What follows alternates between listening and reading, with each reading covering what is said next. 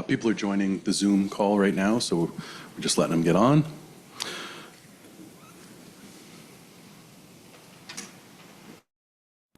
Patrick, you feel it? Okay, we're good to go. Okay, so I want to welcome everybody. I'm Britton. I work for the Massachusetts Department of Transportation and the Planning Department. I want to welcome everybody to the 7th meeting of the Morrissey Commission. I want to thank the Holiday Inn for hosting us. So meeting notes and procedures. So this is a virtual public meeting as well as in person is being recorded.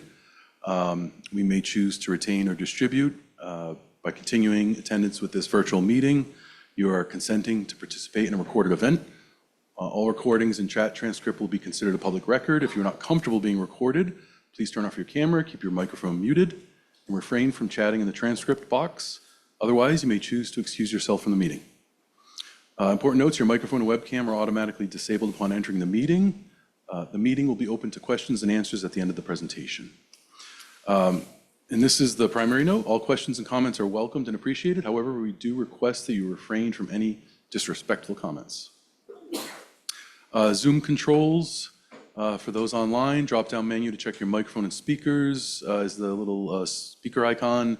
Ask a question and share comments with the Q&A icon. Raise your hand is the hand icon.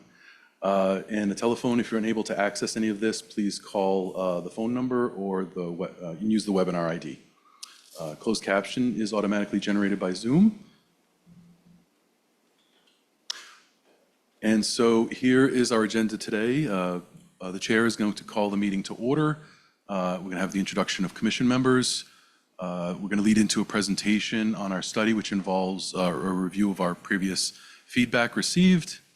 We also have alternatives review, our final alternatives analysis, and ultimately we get to our draft findings and recommendations, which I assume everyone has been waiting for a while. And then we open it up to commission discussion, public comment, and we will then talk about what our next steps are. So with that said, I turn it over to David Moeller from Mass.OTP, our chair. Thank you, Ethan. As Ethan just mentioned, my name is David Moeller. I'm the Director of Planning at MassDOT. I represent Secretary Monica Tibbetts-Nutt here. Chris, introduce yourself. Thank you so much, David. Chris Osgood, City of Boston. John Fitzgerald, District 3 City Council. Jake Walkman, resident of Savin Hill, representing Senator Nick Collins. And I know we have Representative Hunt and Commissioner Arrigo joining us online today. And former Councilor Baker is here as well. He just he stepped out, he's coming back in. Thanks. Go ahead, Ethan. So wanted to lead with the Morrissey Commission legislation. So the Commission shall evaluate and recommend transportation and infrastructure improvements, improve mobility for pedestrians, transit users, cyclists, and motorists. Part of the charge is to strengthen climate resiliency at Case Circle in Dorchester, in the city of Boston, and along Morrissey. Want to develop a comprehensive plan and identify short-term investments to improve mobility for pedestrians, transit users, so all modes. And in making its recommendations, the Commission shall prioritize infrastructure designs that contribute to meeting statewide GHG limits and the city's carbon neutral goals. So maximizing opportunity for sustainable transportation, walking, bicycling, transit use, and public realm designs that serve open space needs. I wanted to lead with that slide, which we hadn't really done before because we've shown more of a graphically compressed version on this next slide here. So we just wanted people to be aware and understand specifically what the legislation was, rather than just a boiled down version graphically here. My bad. This is a disclaimer that we've added into the presentation, and we've had it in before, but I'll just say real quickly that while the Commission has a very specific area that they are charged with looking at, our study does go beyond those boundaries, and that is extremely common in the study environment, study world, because we want to look at sort of regional impacts as well. If you can hold that till the end, that we have an open discussion for the commissioners as well as the public. Yeah, but my question is relative to what you put on the slide, and I can't That's okay, we'll put the slide back up. What? We'll put the slide back up for you, so you can comment then. You're welcome. So I'm going to get into the presentation on the study. So this slide here, today's meeting, we're going to talk about final analysis. So at the last meeting, we showed our preliminary analysis. We've done a lot more work, and we've also, as a result of our final analysis, we have our draft findings and our draft recommendations. And I very specifically call them draft because we are here to present, hear from the public, and ultimately there will be more public process, as I'll get into in the next, well, actually, I'll just get into it here. So our final steps, once we leave this meeting, is that we are going to continue preparing our report, which we call it a final report, but will be draft, and we do release it for a public comment period. I'll get into that more at the end of the presentation, but I just wanted to show this so that oftentimes when we are in the public and we're explaining what we're doing right then and there, it's good for folks to understand what the next step is so they can sort of connect the dots in terms of what the future holds.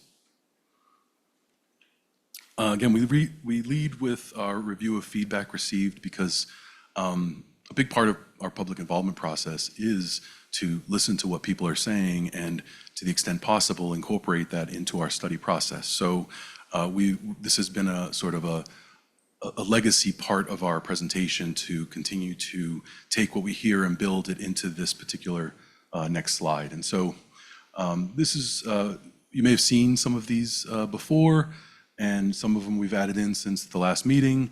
So these are things that we've been hearing. These are things that we hopefully are addressing in the presentation at some level. And also ultimately, these are things that we're working into our final report. So just examples of roadway reconfiguration, other efforts, the U-turns and cross-corridor access points, which we'll get into that in the next few slides. I think overall, need for improved connectivity to and from the neighborhood services and amenities is something we've been really baking into our presentation from our study process from the beginning. And there are concerns about reduced roadway capacity and emergency vehicle access. That's something today we have more of our traffic analysis. Potential improvements at Case Circle. We do have Joe Breen from the Highway Division here to talk about the Case Circle Columbia Road Interchange project. We also hear a lot about, when we hear these things, we work them into our study document for the purpose of any future project development, things that we hear that aren't necessarily covered by a study process, but part of our process is to document this so that if anything moves forward, when anything moves forward, these things are included in any future project development process. Things like utilities, plantings. We have talked at many times about you are not doing comprehensive planning, which you're supposed to. Okay, wait, no, we're not doing it this way. You can make your comment at the end, we'll call on you first, but we need to get through these slides. But when you put something up there which is untrue, I think we have to respond to it. We have, many of us, particularly me, have talked about comprehensive planning as the #1 issue for why we're together, and you don't even show it on the screen as if it was talked about. That's irresponsible. How much time will we have for questions at the end? Depends on how soon we can get through the presentation. We're here till 9. Can I make a suggestion? I think there's a lot of content in this about a road, and which is good. I think that's good. I do think that there won't be enough time for questions at the end if we go slowly through the actual presentation. So if we can leave a half an hour at least for the community, I think that'd be good. And we'd have to speed up through a lot of the commentary about things we've already discussed, like the road, to do that. And we'd also have to hold questions to the end to do that. Yeah. Yes. Would you agree that we can try to leave a half an hour? Yes, so Ethan, Yes. move through the Will do. what we've talked about before slides as quickly as you can. Understood. People have a lot they want to say and we want to hear them. So, but don't skip the meat of things people need to know. Understood. Thank you. Thank you. Thank you. This is a new slide. So we were asked about examples of other parts of the country, and so we just dug a little bit, and this is an example in Knoxville, Tennessee. Similar goals of connectivity, safety, and it's commercial areas. You can see some parts of southern Morrissey is commercial. So this is an example of a successful reconfiguration. And we also have another example here in Minnesota. It's similarly goals of safety, connectivity, stormwater management. And so a lot of people ask if these things can be done in areas, and these are things that we've done that have been done in other areas. Divine Rink U-turn area. There was a question or concern about the southbound to northbound movement. As drivers are making that movement, there's a very short acceleration distance. And so after the last meeting, we went back and engineering-wise, we looked at it, and there is a potential opportunity to extend that lane. It's called an acceleration lane. It allows vehicles as they come around the U-turn to get up to speed, be able to merge in. And so, so that is something that could potentially be done. And we also identified it as a potential short-term improvement. So this is something that we had heard last time and we wanted to follow up with it. And another question was there was a U-turn, I'm sorry, my bad, a southbound left turn movement into the Seven Hill Yacht Club. And the question was, would that function as a U-turn? Would people use it as a U-turn, even though it was intended as a left turn? In looking at the turning radii, the vehicles would encroach on the Seven Hill Yacht Club driveway, so that is not considered a legal U-turn movement without more geometric changes. So that left turn should only function as a left turn, and there are ways that you could geometrically prevent vehicles from making a U-turn there. So that is something that we looked at a little further based on feedback. Moving right along. The Conley Street intersection, this was something that folks had brought up, and right now it is not a full intersection. It's from the eastern side, there's access, but from the western side there isn't. So, so we looked at it a little more closely, and there's the potential for opening up that as a full intersection, but it would need a little bit more looking at in terms of what any kind of traffic redistribution may occur. Having now access to points west, but we do feel that it would be improved access for the neighborhood.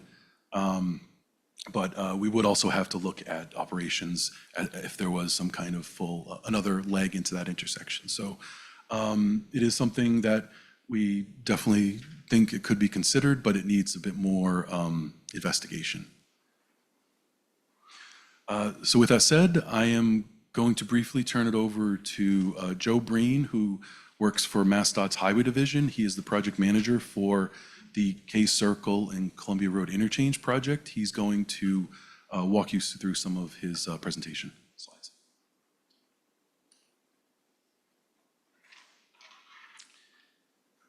Good evening. My name is Joe Breen, and I'm the project manager for the Mass DOT Kosciuszko Circle and I-93 Road Interchange project. I would like to provide a project update for you. First, I'd like to go over the project limits, which are shown in yellow. As a refresh, we have Columbia Road and, of course, K Circle on the right-hand side of the slide. The project goals are to enhance and improve safety.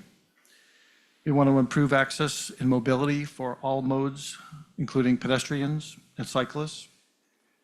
We want to reduce congestion and support economic development, support land use, and ensure smart investments in the transportation system through cost-effective solutions. We want to coordinate with anticipated private development parcels within the project area. The current project status is the following. Baseline traffic counts have been completed at various locations. We're currently processing the baseline traffic data, and we're developing initial screening of transit access improvements. We're utilizing the design year 2050 traffic model for consistency with the Morrissey Boulevard planning study. The concept development advancement is also aligned with the Morrissey study. and a multimodal full network will then be developed for all alternatives listed.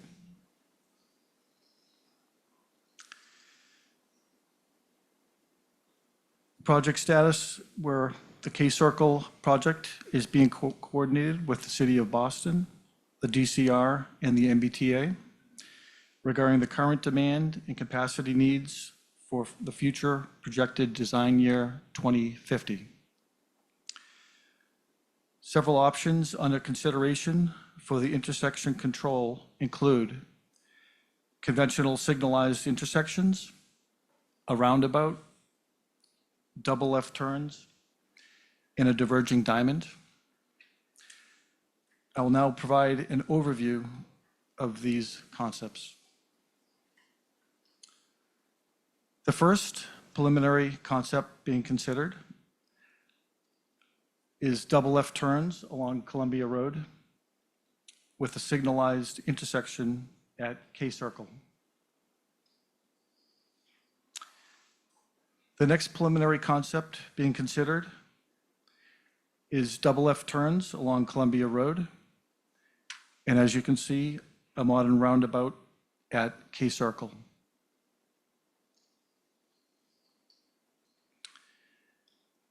Next.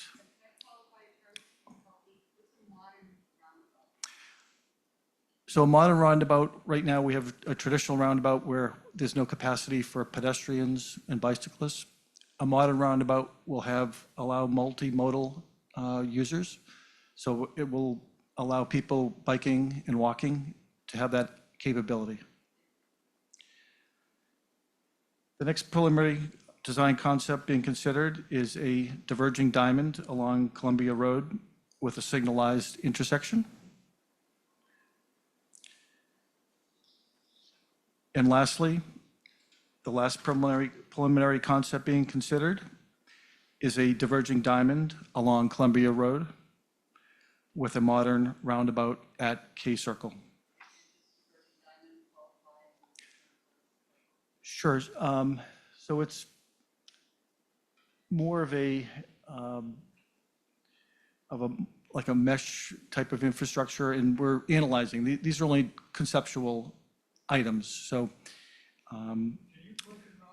sure. I'm going to finish these bullets, and I think a lot of these items that you're concerned about, I can capture those for you. So just give me 1 or 2 minutes, and I will get to you, please. So the project status is we're currently developing the scope. The initial screening of alternatives using the synchro macro simulation to model and assess the vehicular movements is being conducted. The multimodal analysis using the VISM microsimulation to focus on the intersection between vehicular, bicycle, pedestrian, and transit movements is being performed. And myself, the Mass DOT project manager, is planning a February 2025 meeting to present the deficiencies and potential concepts for the public to offer their opinion. And lastly, the K-Circle and Beeds Bridge projects are intended to progress through the design and into construction ahead of the Morrissey study due to the current conditions and financial programming. Thank you. So go back to Joe's earlier slide. Joe, don't go away because you're an engineer and I'm not. Yeah. So this is a diverging diamond. Okay, that thing right there, that's the diverging diamond. So there's two options that have left-hand turn lanes and 2 options that have diverging diamonds. But that right there is a diverging diamond. So there's 2 diamonds right there. One's I-93 south and the other one is I-93 north. Correct, yes. Right, and these are just conceptual, theoretical type of designs that we're looking at, and we're using a computer simulation to analyze them. So these are just conceptual, and once I have the February public information meeting, we're going to go into all these concepts in depth, and we're going to discuss them with the public, and we're going to kick off the project. Okay, thank you.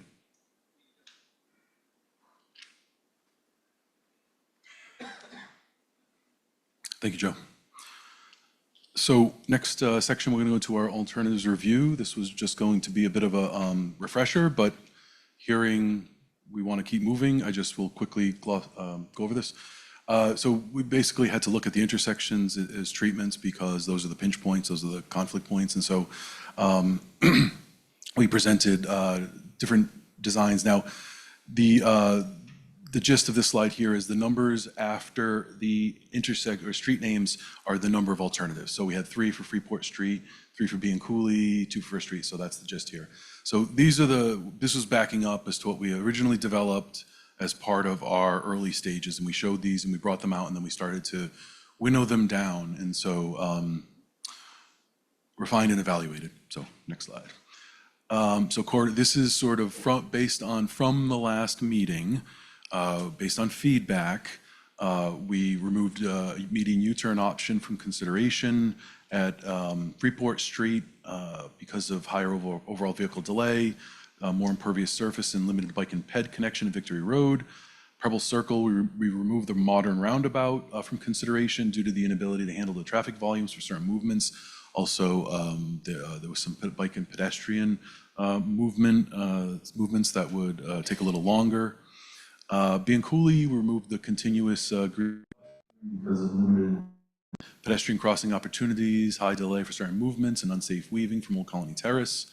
And we removed the median U-turn from consideration due to higher volumes, wider right-of-way needs, and stakeholder feedback. We evaluated deceleration and acceleration lanes to Old Colony Terrace, and we developed a modified DCR design. So our final analysis, again, we showed a preliminary analysis.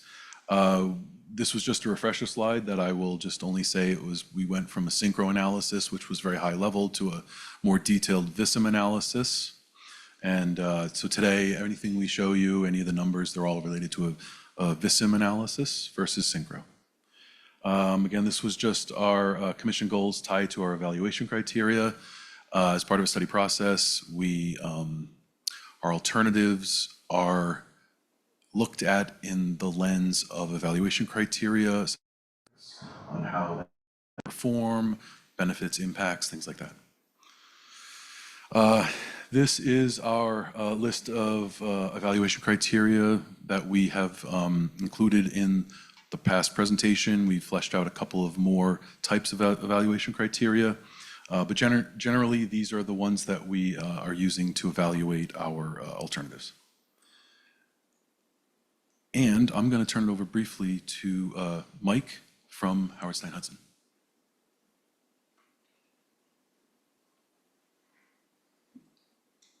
Thanks, Ethan. This is a simulation of the Neponset Circle intersection with the proposed improvements. Just like in existing conditions, the on-ramp to I-93 backs up. This is during the morning peak hour. So what we found was that reducing Morrissey Boulevard northbound to 3 lanes is not feasible without additional improvements on I-93. Because, I'm gonna try to restart that. Just because that queue blocks 2 of the 3 lanes, and then you can actually see in the simulation an enterprising individual does use that 3rd lane to try to jump the queue. This likely would be feasible if we retained 4 lanes northbound on Morrissey Boulevard, which is not ideal. But the westbound connection from Neponset, westbound through traffic and Galavan southbound is an improvement, as well as having additional connections for pedestrians and bicycles. I'm just going to turn it over to Evan Borman from AECom to go through some of their evaluation criteria at this intersection.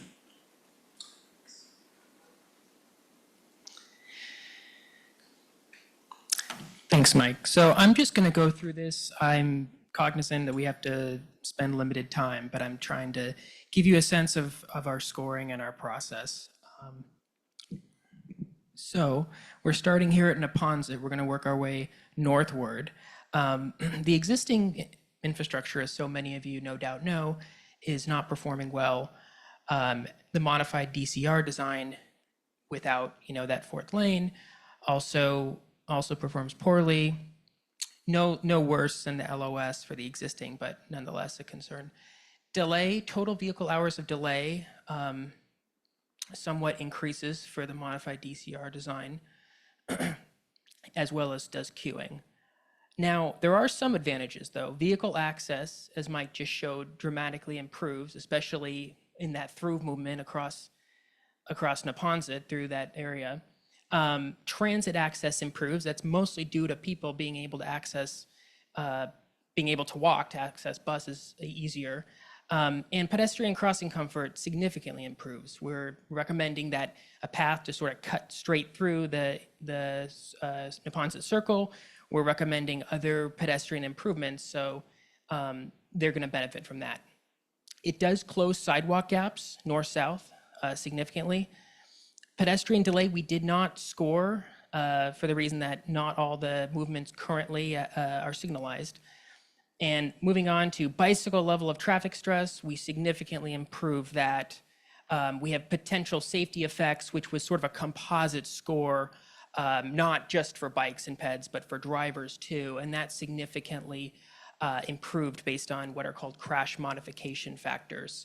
And then in a broader sense, we're really improving the quality of that east-west connection by making it easier for people to walk, bike, and absolutely to drive through, make that through movement through Neponset.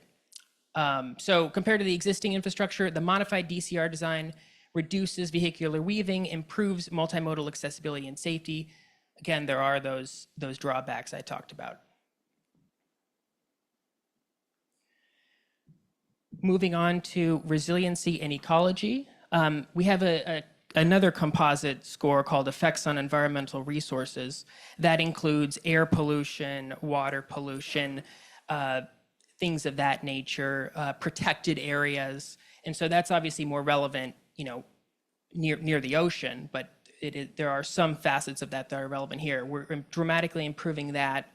We improve coastal and stormwater flooding. The former we don't directly improve with this project, but there's other surrounding projects that improves coastal flooding. Stormwater flooding is improved with additional green space that we're proposing to put in. That's related to impervious surface. We're going to significantly improve impervious surface and hopefully reduce flooding at least somewhat from the stormwater front. Placemaking, there's dramatic placemaking or open space benefits to this. Visual effects, we're aware that this is it's difficult to quantify this, but there are significant improvements with that. This is consistent with plans. Now, disruption to neighborhoods is also a measure that we use for construction, as well as how the street is currently disrupting neighborhoods. Is it blocking people off from accessing surrounding areas?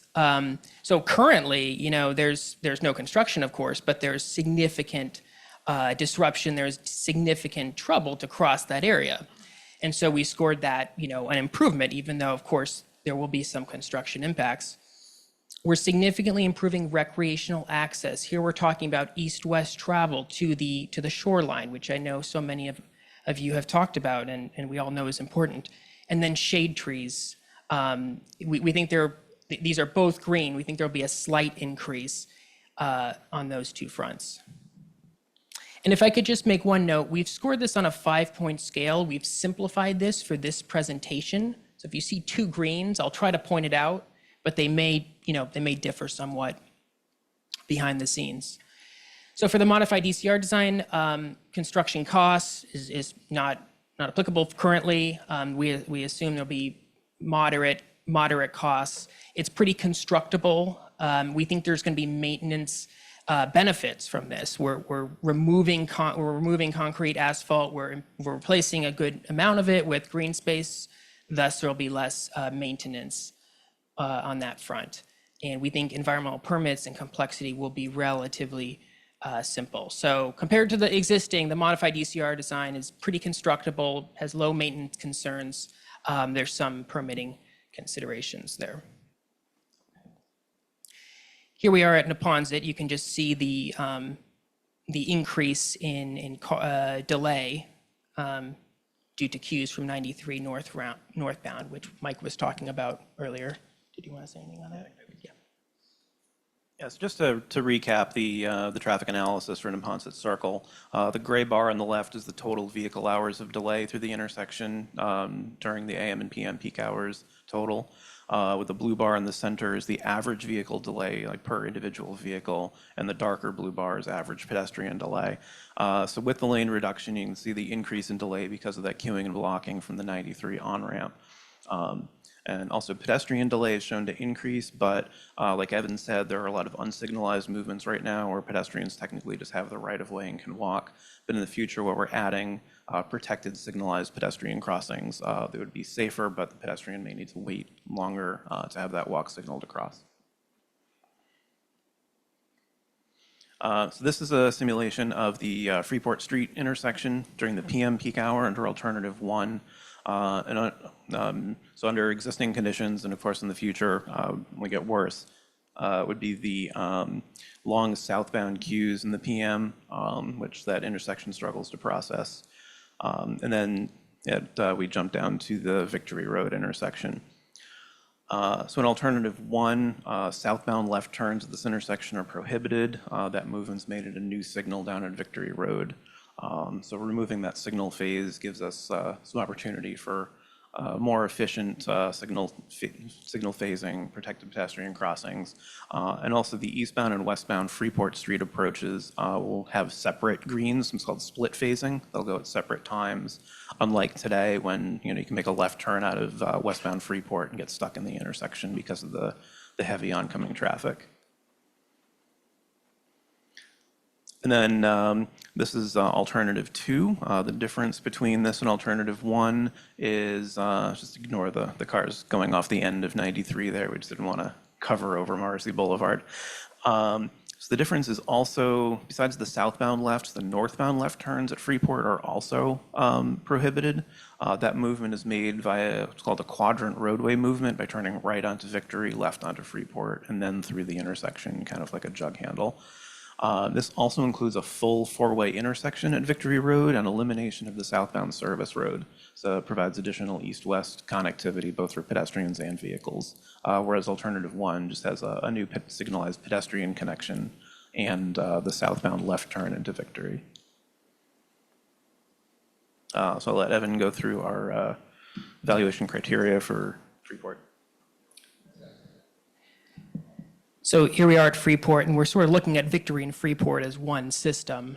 The existing infrastructure is judged on Freeport when we're looking at intersections because there is no vehicular signalized intersection there. So currently it's performing poorly. The modified DCR design just performs neutrally, and the Victory Road full intersection performs the highest.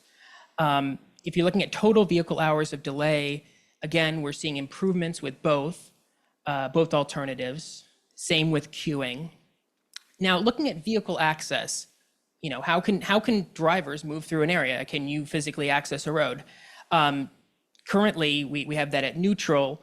Now, under the modified DCR design, we are seeing some improvements, and under the Victory Road full intersection, we of course see the most because there's that additional intersection at that location. People can walk, people can drive, etc.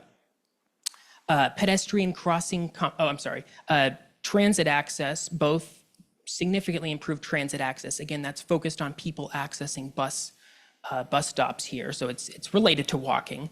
Pedestrian crossing comfort, we improve in both arenas in that we're providing a signalized opportunity for pedestrians to cross at Victory.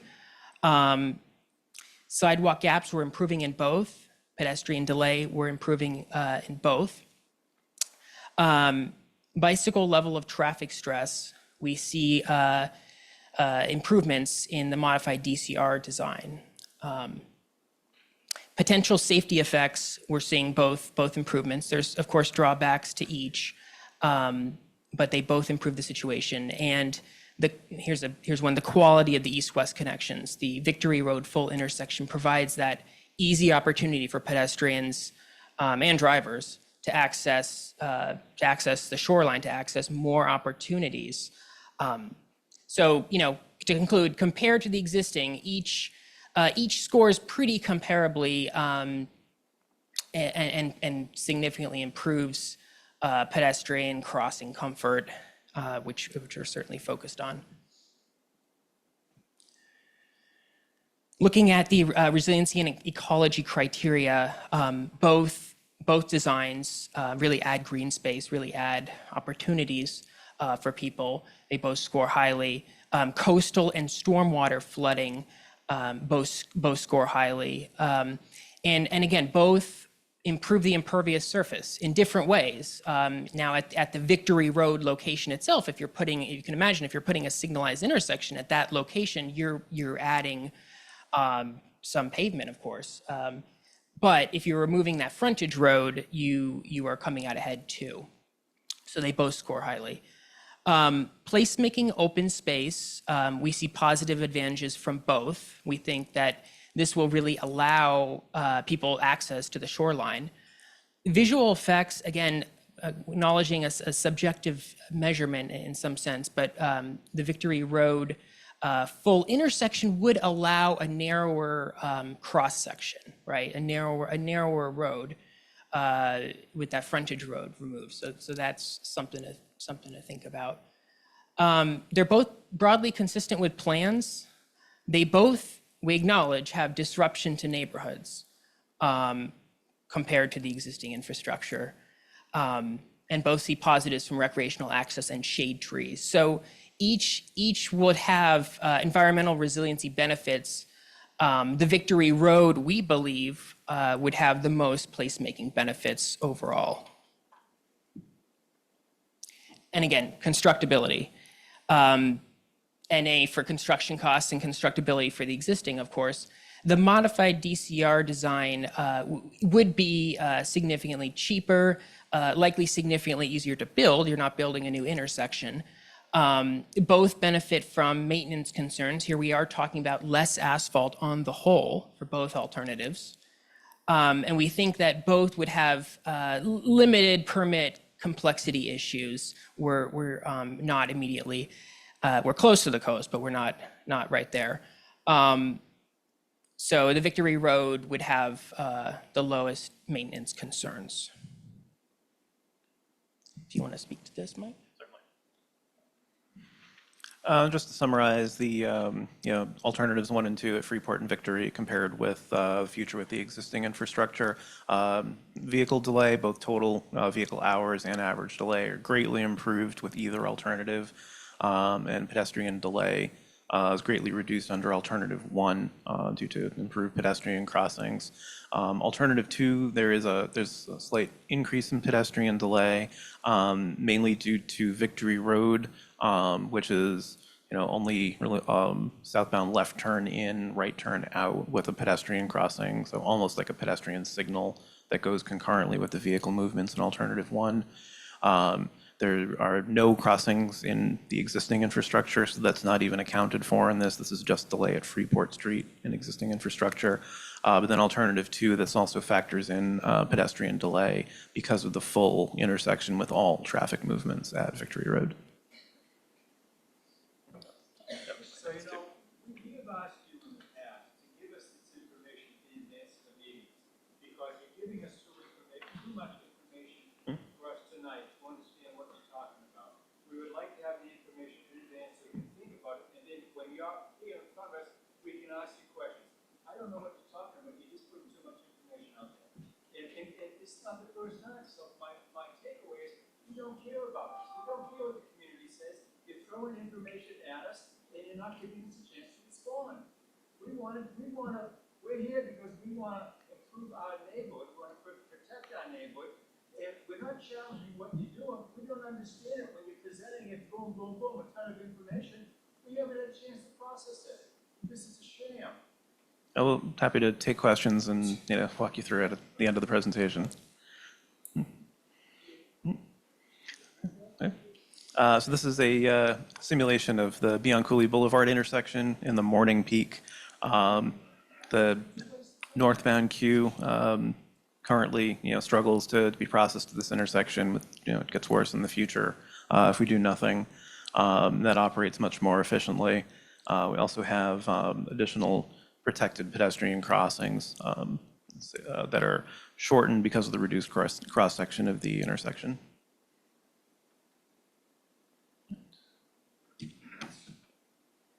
Okay, looking at First Street, the existing infrastructure, I'm sorry, looking at Bianculli, the intersection currently has a poor level of service.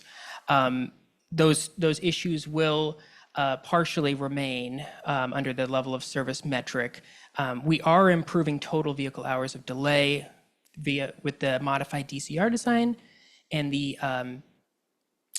traditional DCR design, which, as mentioned earlier, differs with those acceleration and deceleration lanes. Queuing, we're improving in both alternatives, but more so in the DCR alternative. Vehicle access, we're really improving in the modified DCR design. We are installing that new acceleration lane outside of Old Colony, out of Old Colony Terrace. So that benefits, vehicle access. Transit access, again, we're benefiting people walking to the T station and also to local bus routes. Pedestrian crossing comfort, we are improving that by sort of narrowing the crossing width and improving those features. We're closing the sidewalk gaps. Pedestrian delay really improves in the modified DCR design, less so in the original. And for bicycle level of traffic stress, potential safety effects, and quality of east-west connections, both of them offer pretty similar levels of improvement there. For resiliency and ecology, unsurprisingly, these are very similar, the modified DCR design and the DCR design. So we're really scoring those quite similarly. There's very little differentiating those in that section. Placemaking, as you can see, the current setup scores rather poorly. The modified DCR design does improve that, but the original DCR design provides more green space, provides more of that placemaking open space opportunities. And for that same reason, we're providing more green space in the DCR design, the visual impacts will be more positive. Both are consistent with plans. Both have, some disruption to neighborhoods. We're hoping not as intense as some other areas, and both improve recreational access and shade trees. So to conclude, the modified DCR design and DCR design would have benefits basically through that less impervious surface. Construction cost, there's very little difference between the two. They're sort of rated medium level. They're broadly constructible. Maintenance concerns are improved because we're, again, providing that narrower cross section, and we think environmental permits complexity it's going to score well on. Here's Mike. Yep, and to summarize the operations at Bianculli, either alternative greatly improves vehicle operations. They perform roughly similarly. Pedestrian delays improved with alternative one, the modified design. Using the original DCR, pedestrian delay increases a bit. That omits one pedestrian crossing at Bianculli. So if you're on the south side of Bianculli, you'd need to make a couple extra crossings to get across Morrissey Boulevard. This is a simulation of the First Street intersection in alternative 2. So the proposed connection to Dorchester Bay City. It's the PM peak hour. You can see it handles the southbound queues a bit better than currently. Then there's a bit more queuing coming out of Bianculli, this being the PM peak. You can see it in the distance. Going to First Street, and we're gonna try to speed up here a little bit. Generally speaking, the signalized control and the service roads options, both of those alternatives,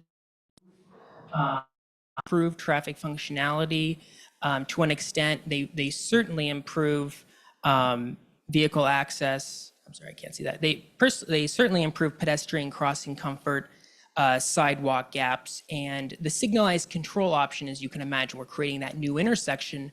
We are improving vehicle access. Pedestrian delay was not scored because there currently is no opportunity to cross there. And the signalized control scores the highest in regard to bicycle level of traffic stress, potential safety effects, and quality of those east-west connections. But the service road is an improvement as well. For resiliency and ecology, we're broadly improving across the board. This isn't really differing much. Again, it's a road, so they're both, this location is improving impervious surface. We are improving stormwater. We are improving coastal flooding, generally speaking. Placemaking, the signalized control, we believe, has the most benefits. Really, you're narrowing up the roadway the most, removing a frontage road, which gives you more placemaking open space opportunities. There's benefits to that visual effects by making the road narrower. And it's broadly the most consistent with plans. The plans talk about the lack of east-west crossing in multiple locations. This location will have, we think, less disruption to neighborhoods, will improve recreational access and boost the number of shade trees. And regarding constructability, we think the service roads are more constructible in that you're changing less, right? And it costs less for that same reason. You're not building a new intersection. Maintenance are both benefits. You're both reducing green space. And we think service roads would have fewer permits or complexity issues. And here's Mike for first. Pretty self-explanatory. There's no intersection there now or under alternative one. Put a signal there, it's going to increase delay, but also increase connectivity. There's no pedestrian delay under existing or the alternative one because there's also no pedestrian crossing. So simulation of the Preble intersection, no longer a circle. It's the signalized alternative during the PM peak hour. I think you have to hit it one more time to animate. Yep. So definitely operates much better than today, particularly on southbound Old Colony Avenue and westbound Columbia Road. At Preble Circle, we had multiple alternatives prior. We have one currently. So we're seeing limited benefits in regard to intersection LOS, total vehicle hours of delay and queuing with the signalized control. However, we do see benefits to vehicle access, some benefits to transit access, easier for people to walk across, improved pedestrian crossing comfort. We're closing those crucial north-south sidewalk gaps. We are slightly worsening delay because there's a signal there now as opposed to a lack of a signal, stop controlled. But again, we're improving bicycle level of traffic stress, potential safety effects, and those east-west connections, especially to the park, which is an important location. Resiliency and ecology criteria, we're boosting it across the board. Not much difference on that front.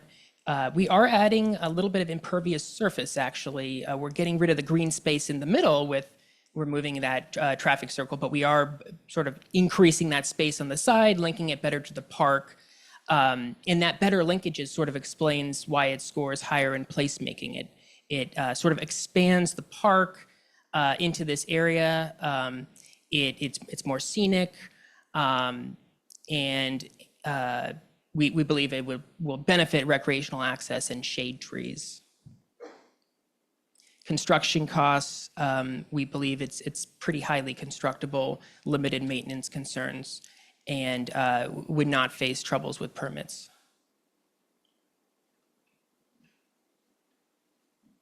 So it's actually a slight increase in delay with the alternative compared with doing nothing in the future. However, it better balances out the delays because with the existing infrastructure, very long delays and queues southbound and westbound, whereas northbound Columbia Road isn't quite as much going into the circle. So in the future, Columbia Road northbound performs a little bit worse, but still acceptably. And there is a great benefit for southbound and westbound traffic. There's an increase in pedestrian delay also because technically with the unsignalized circle, pedestrians have the right of way, if it's actually yielded to them by a driver entering the circle, whereas with the signal, they would need to wait. There's also much shorter pedestrian crossings in the alternative because pedestrians would not need to circumvent the circle. You want to say something? Oh, okay. I'm going to quickly talk about the options in the central section, which we had presented last time, but go into a little bit more detail. we have profile alternatives, which primarily focus on the roadway, but there's other components to them. And then we also have the harbor side options we're going to talk about after this. So we name the high, low, and hybrid. And that refers to the roadway heights. It also refers to whether there's a floodgate or not. In every scenario, we have a wall that is going to be at the 2070 storm level across the Harborside roadway. So then what happens either on the other side of that or, right at the Beats Bridge is kind of the variables here. So with the high, we have the wall. There's no floodgate in this scenario. And then what we do to protect from the storm surges is we have a elevation of the Malibu Beach area to that whole level. So if any water does come in, it protects, the land there. So it's between the wall and Malibu Beach. With the low profile, we still have the wall on the harbor side. There is a floodgate in this scenario that closes with each storm. So basically that wall and then the floodgate are what protects the inland side. Nothing's done at Malibu Beach. And then we have a hybrid, which, and back up a second, the high profile, the roadway actually is up at the 2770. The low profile, the roadway is pretty much where it is now. With the hybrid, we're kind of in the middle with the roadway.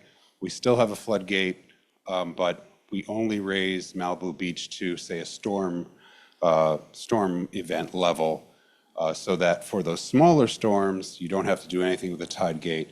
Tide gate's only closed when there's a major storm. So they're kind of interchangeable and different options we looked at to help protect that area from the storm surges. And in every scenario, there eventually would be a new Beats Bridge at the proper level to accommodate all of these things. The next is just that diagram we showed last time. Again, the different scenarios. Here's the high where this is the level of the wall, and this one where the roadway's lower, and then the hybrid one where it's kind of in the middle. And again, no floodgate, floodgate, and floodgate. Now on the harbor side, on the outside of the wall is what we've got different treatments here. We basically, in the report, we talked about picking a couple. One is a very aggressive revetment that has riprap, which preserves the existing envelope and where the edge of the water to the land is, probably at the high water level. So it protects from storm events, but it's really a simple treatment of using big rocks, basically. The other option we have are the more natural slope. There's some options here. This was what we presented initially in the study in like meeting 1 or 2, but it could be something like this where it's more natural, it slopes in and provides opportunity for recreation and a little more access to the roadway. In one of the scenarios, we did also just talk about a pedestrian crossing to provide access from the beach over to the water. That wouldn't necessarily be the case in the riprap option, but again, these things will be developed and determined at a later time during project development. But we're just kind of thinking of what the options could be while we're in this process. I'm not going to go into a lot of detail, but really just you can see here jumps right out at you in terms of these resiliency and ecology criteria. Hybrid really does the best in terms of this criteria. It's kind of mixed for resilience and ecology for the floodgate options. And again, to save time, I'm not going to go through all of these, but that hybrid really kind of does the best in terms of this criteria.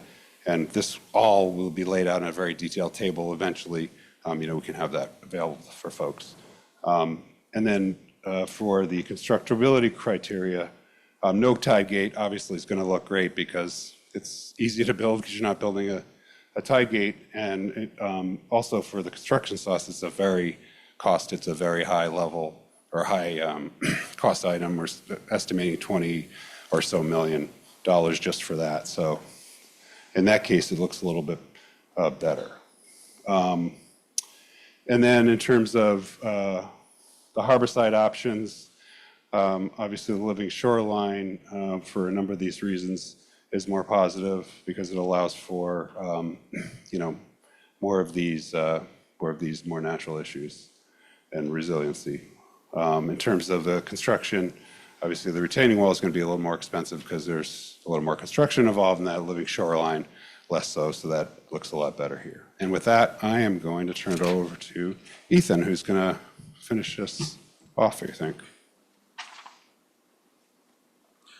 Okay, thank you, Jay. I believe I'm the last one to stand up, so we won't do the switching.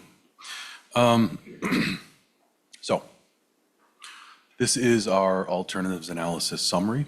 It's sort of, when I say a summary, based on all of those sheets that we just really ran through very quickly, the circles, the blue, the green, and the reds.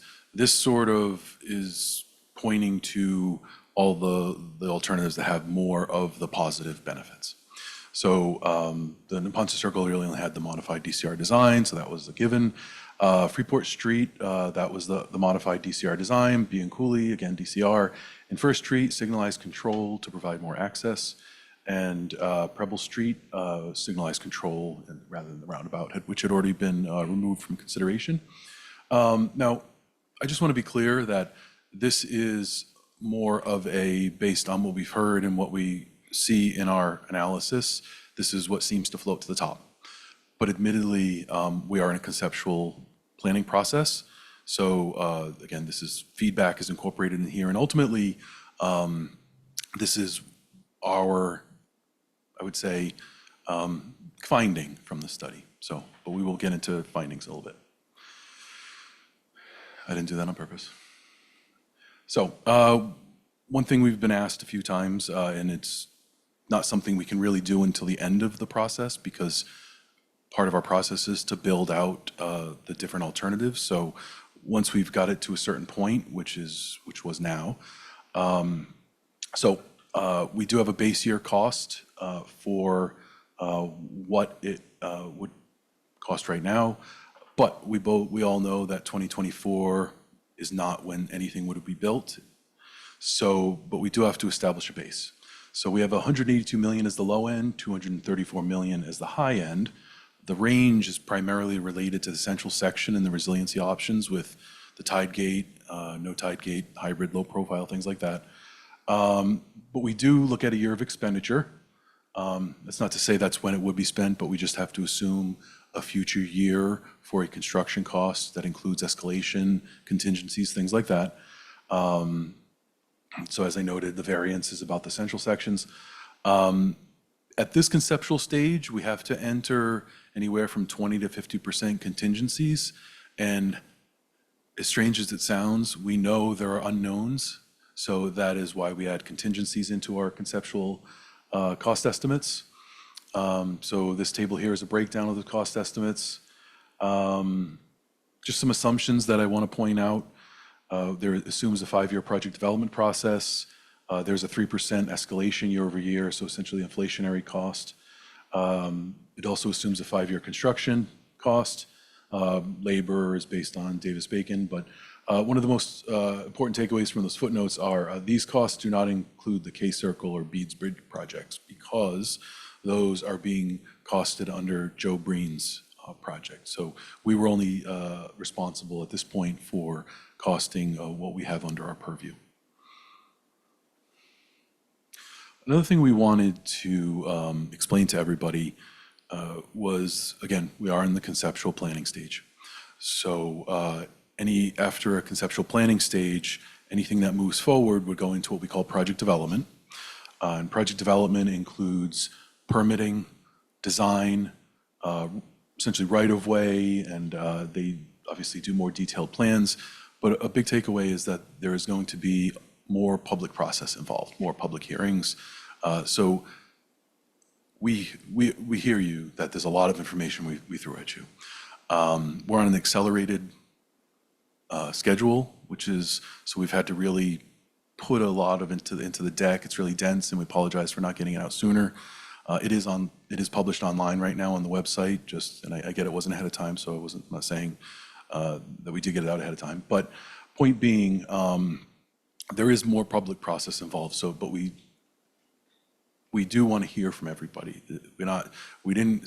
We didn't put it out there late because we don't want to hear from you. It's just we're doing a lot of work, and so we're really trying to put a dense deck together. And so we were going to walk through it, but we understand we're going to walk through it more slowly and more methodically to really kind of detail things. But we understand we want to leave a lot more time for public comment. So getting to at the end of a study process, we have our draft findings and draft recommendations. And this, again, was our Morrissey legislation because our findings and recommendations should tie to our legislation. So key findings. I think it's no surprise to anybody here that Morrissey Boulevard would help provide significant flood mitigation protection measures against current and future sea level rise as well as tidal flooding. Reconfiguring Morrissey and modernizing its intersections would provide multimodal benefits, resiliency benefits, safety, placemaking improvements and opportunities, as you could see from a lot of the green circles on the tables. Admittedly, environmental permitting is expected to be complex. It would be a large project, especially with the coastal resiliency aspect. There's a lot of permitting that would be involved. And also, any project would require significant coordination across various state and local entities, and this is what we're doing here right now, actually. But it would continue to require significant coordination. And as was noted in the slides from Joe Breen, the results of this process will basically provide key background technical information, but there will be coordination between the project and the study information that we've developed.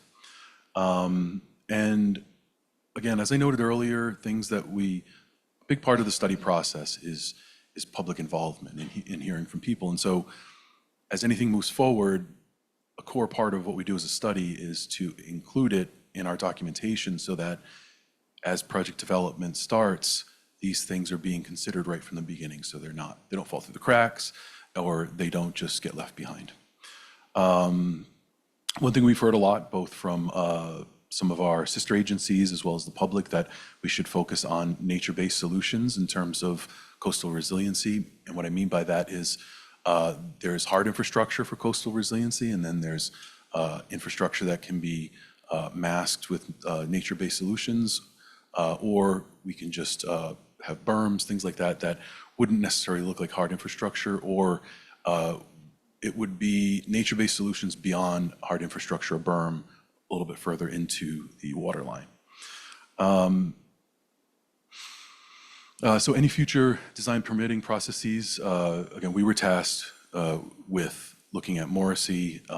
We've heard the Seven Hill Yacht Club is obviously, if any concepts we've shown, the Seven Hill Yacht Club is sort of south of that point. But again, that is a private development or private entity. But as any future design permitting process moves along, the Seven Hill Yacht Club should be included in that, and whether it be some type of non-participating cost or, but it should be included in future considerations of project development. Land use development and just the environment and everything around us changes constantly. So there's a need to continue to monitor current and future development projects and projections. And we want to encourage early scoping and project coordination with the Boston Water Sewer Commission. Obviously, drainage is a big concern in the area, and I know we know Boston Water Sewer Commission has a lot of ideas, so I think a lot of concepts, and so something with project development really should have early coordination with that. So early on, it's in the mix. So those are sort of just key findings, but recommendations. So as part of our study process, as we're going through the study, we try at all times to identify short-term, really immediate improvements.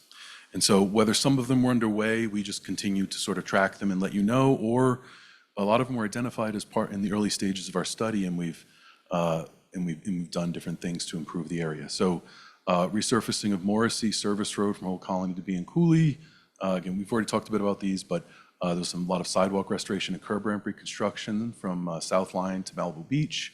I was standing there when a gentleman came up to the DCR representative and talked about invasive species, and he got right on the phone and talked to the person that deals with the invasive species contract, and so they got out there and removed some plant species that were invasive.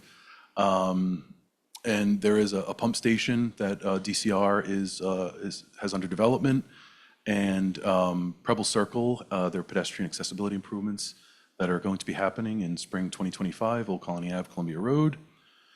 So those are what we consider our immediate improvements, things that we can do with our either existing contracts or just they were already underway. Short-term recommendations, these are things that we try to identify that can't be done in the immediate. It might need a little bit more study, need some design, capital funding, things like that, but still could potentially be done in the short term. Are things like we talked about earlier in the presentation with looking at Conley Street as a full intersection, full signalized, and also looking at kind of quick build improvements like lighting at Preble Circle, additional lighting, flex posts at curb extensions, and I know we talked about the Divine Rink U-turn with the acceleration lane. But getting to, I would say the sort of the overall gist of why the Morrissey Commission, as well as the study process, has been going on is our long-term recommendation is from ASDOT DCR to coordinate with the City of Boston to initiate a project or ultimately a phasing of projects to reconstruct the Morrissey Boulevard corridor in alignment with what we did here with our study. And another recommendation is that the respective agencies should continue to formally convene following this commission to advance a coordinated approach to corridor investments and projects. And another thing we've heard is potential funding sources. To be clear, we're very early in the process, again, conceptual. Typically, construction funding sources aren't identified until you're into design process, but we just wanted to, part of our scope, and also we've heard feedback that people want to better understand what potential funding sources there are there. So I'm not going to, again, in the interest of time, I'm not going to go through these individually, but at a high level, the top of the screen are the formula funds, and what formula funds mean are funds that come into, let's say, the state that have a formula associated with them, or they get divvied out to the metropolitan planning organization. So this is money that comes in, it's dispersed, and it can be used, but it is there is a process for getting into the queue, programming, things like that. The bottom of the screen are the discretionary sources, and what's meant by discretionary are it's the agency giving them out, it's at their discretion. And what that means is it's an application process. So all the funding sources on the bottom are ones where an application would have to be put into, typically federal government, and there would be an award to it. One thing to note here, a Protect grant, which is fairly new. It's under formula funding because Massachusetts does get some amount of formula funds, but it also is a discretionary program. So that one kind of straddles both, but it is footnoted and asterisk there that it has both. So we talked about this a little bit at the beginning, but more specifically, everything we've been doing over the past year and a half is being documented right now in a draft report. It's underway. We've been working on it already.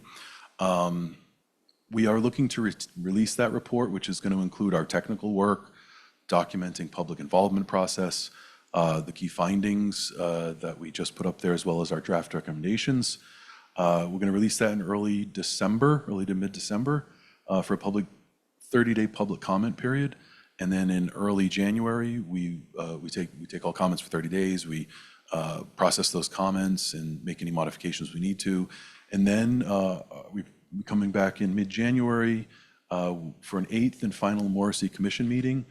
This is to present a summary of what we've heard from public comments and then approve a report to the legislature, which, as required by the legislation, there is a report that is required to be submitted, we consider that the draft report, unless, of course, the commission would prefer something different, like an executive summary, which we will prepare as well. So with that said, it is now time for commission discussion. I turn it over to the chair, David. Thank you, Ethan. But I'm going to take the chair's prerogative and flip the order so that we can make sure we get everybody from the public the chance to speak before the commissioners speak, in case, got a lot of people who want to talk, I think, about a lot of things, and we have an hour and a half. So, oh, good, people are raising their hands. I'm going to start with the gentleman in front of me just because he got his hand up first. Is there people will bring a mic around? There's a mic, yeah. There's a floater mic, so please say your name. I'm Don Walsh. I'm a resident of Savin Hill, and I'm a longtime active member of the Columbia Savin Hill Civic Association. For those of you who may not be familiar with this, and for the few of you who maybe have not heard me say this, is that the origin of this effort was that we, in 2019, the Civic Association, after listening to multiple developers come to us and say, we're going to do ABC. And we did a very simple thing, is we just added them up. In the ABC, the number of residential units that serious developers were proposing adds up to 10,000 units of housing. So think about that for a minute. In the greater Columbia Savin Hill Civic Association area, serious developers are saying that they're going to build 10,000 housing units. That's adding 22,000 new neighbors. That's unbelievable. However, the Civic Association supported it. We didn't say, literally, not in my backyard. What we said is, okay, but you got to plan for it. So we went to, and by the way, they also said at the time when it first started out, 3 million square feet of commercial space. That is now up to 7 million square feet of commercial space, which could be 30,000 commuters. Who knows what the numbers of commuters are today, et cetera. But it's huge, it's new. So we went to our elected officials and say, look, at the city and the state are refusing to plan for 10,000 and 7 million. They are planning for each individual development. Each development in the city has a planner assigned to it. No one is either the city or the state is responsible for the totality of it. That makes no sense to us. It makes no sense. It shouldn't make sense to anybody. So we asked our electeds to do something. And what they did was they said, okay, we're going to get the state legislature to put together a Kosciuszko Circle, Morrissey Boulevard Commission, which is going to do comprehensive planning for the 10,000 and 7 million. I felt great about that. That's terrific. That's exactly what we wanted to do. Hey, this political stuff works. Look at the electeds are doing what they should be doing. I'm totally frustrated, obviously, and disappointed in this, what you guys are doing today. You are not, first of all, you're not addressing comprehensive planning. Second of all, you're not addressing Kosciuszko Circle.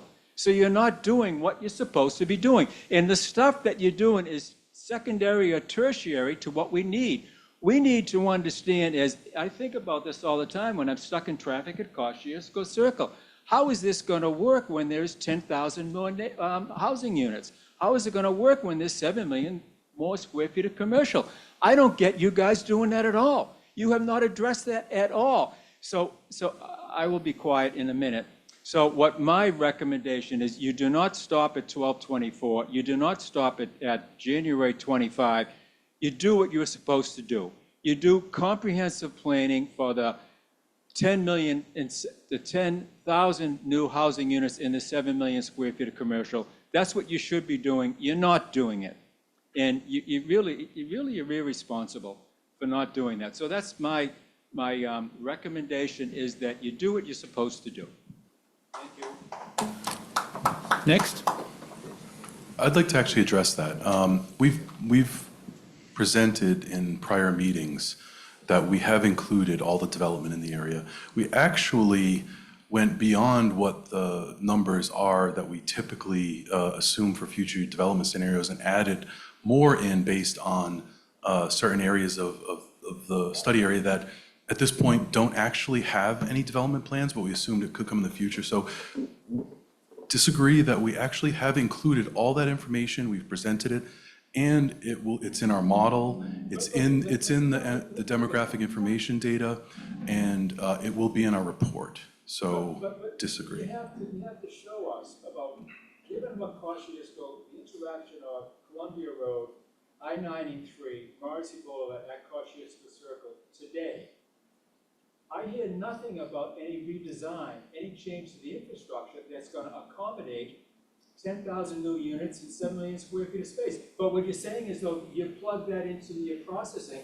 I don't see any results from the processing to what are the changes going to be that's going to make it work? Okay.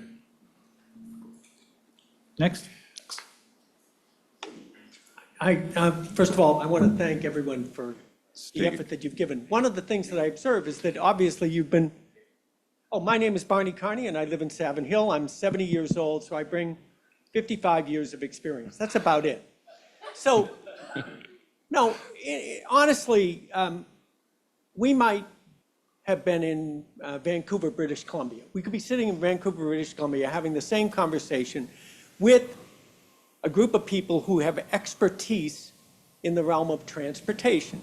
And in fact, I'm certain that you have taken the 50 years since there was a major change and all of the art that has improved within that realm of transportation planning is incorporated in your suggestions. It will be an improvement. I think that what frustrates Don and what perhaps frustrates all of us is that when this effort to go to the legislature, it was really about something more comprehensive than transportation. The idea that it was strictly transportation, I think, may be the thing that's frustrating. And I think that the way that it evolved, it became focused on transportation because that's obvious. It's obvious that we have a climate crisis at Morrissey Boulevard. It's obvious that we have a problem at Kosciuszko Circle. And so consequently, the obvious thing was dealt with. I understand that Kosciuszko wasn't exactly incorporated, but I get it that there's a lot of it that's in here that we can infer. So agreeing with Don that if one were to choose to think way outside the box, way outside, you would go further than transportation in thinking about what comprehensive planning means. Thank you. Thank you. Next. Yes, the lady right in front of you. A woman's allowed to speak. I've What do you seen your know? hands, and I'll get back to you, too. Hey, awesome. So I'm going to be brief. Say your If name, that- please. If, sorry. I'm Once you get Elizabeth- the microphone, state your name, please. Thank you. Elizabeth Doyle, Savin Hill. I'm going to try to be brief, even though I think that word is maybe not in the dictionary anymore based on what I've listened to tonight, but that's okay. So I actually went online to the project website and downloaded the report earlier today. And there's 76 slides. There's a lot of information there. At the last meeting, which I was at, I was the person who stood up and asked to get the slide deck to the civic associations before the meeting so we could take a look at them and digest them so we could come more informed and ask the right questions. And it's really simple to do. It's online. All you have to do is send it to the civic association presidents that are, not just Savin Hill, but, all over Dorchester, so they can take a look at it and really be informed about what's going on. My other recommendation is when you do put together your key findings and your recommendations, which I know you mentioned you're working on, I really hope it's in the format of the 4 points that were raised in the actual legislation, which, Don remembered the 7 million, 10,000, planning case circle, climate resiliency, and then ecological concerns. It seems if they were, each sort of, that was the mandate of those 4 items. The report, I would hope, would respond to, okay, how do we fix how do we actually respond to those concerns? The other thing I would try to advocate for in the final report is a little less consultancy speak. I just wrote down a few things. Final alternative analysis, I have no goddamn idea what that means. Multimodal, a Vissel model run. I mean, if you go through the report, it's like, it's a different language, right? So if you really want people to really understand what your recommendations are, try to be in the seat of someone who's sitting here as opposed to, I know you people have been working incredibly hard. I'm not suggesting that you haven't. And I think there's a lot of incredibly good information in here, but it has to be digested in a way that we can really understand. And finally, on a different topic, I think many of us who voted this year for the ballot questions voted to have the auditor look at the state legislature because it wasn't transparent enough, right? And unfortunately, we don't have our legislators here. They send representatives, which I understand they're busy, but you know, everybody in this room's busy too. People have kids, except for you, John. John, you're here. Thank you, John. But you know, I've been to a number of these, and they're being, all the representatives and senators are being represented by somebody else. I don't think that's a good representation of but they need to hear what we're concerned about. They need to know that we're coming out on a rainy, crappy, cold night. And, you know, people have kids, people love missing supper, all these kinds of things. So I think it's actually a lot of disrespect that the people who are assigned to this commission should be here.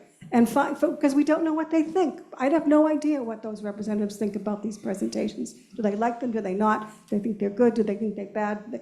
When should, you know, all that kind of stuff. So those are my comments. Thank you.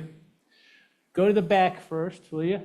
Motion And to then- rename that engineering speak, not consultant speak. Hey, I'm John Rich, also from Savin Hill. Question for Jay. On the last meeting, the resiliency area, Zone 2, one of the alternatives, there were 3 alternatives, and one of them included perimeter berms around Dorchester Bay Basin.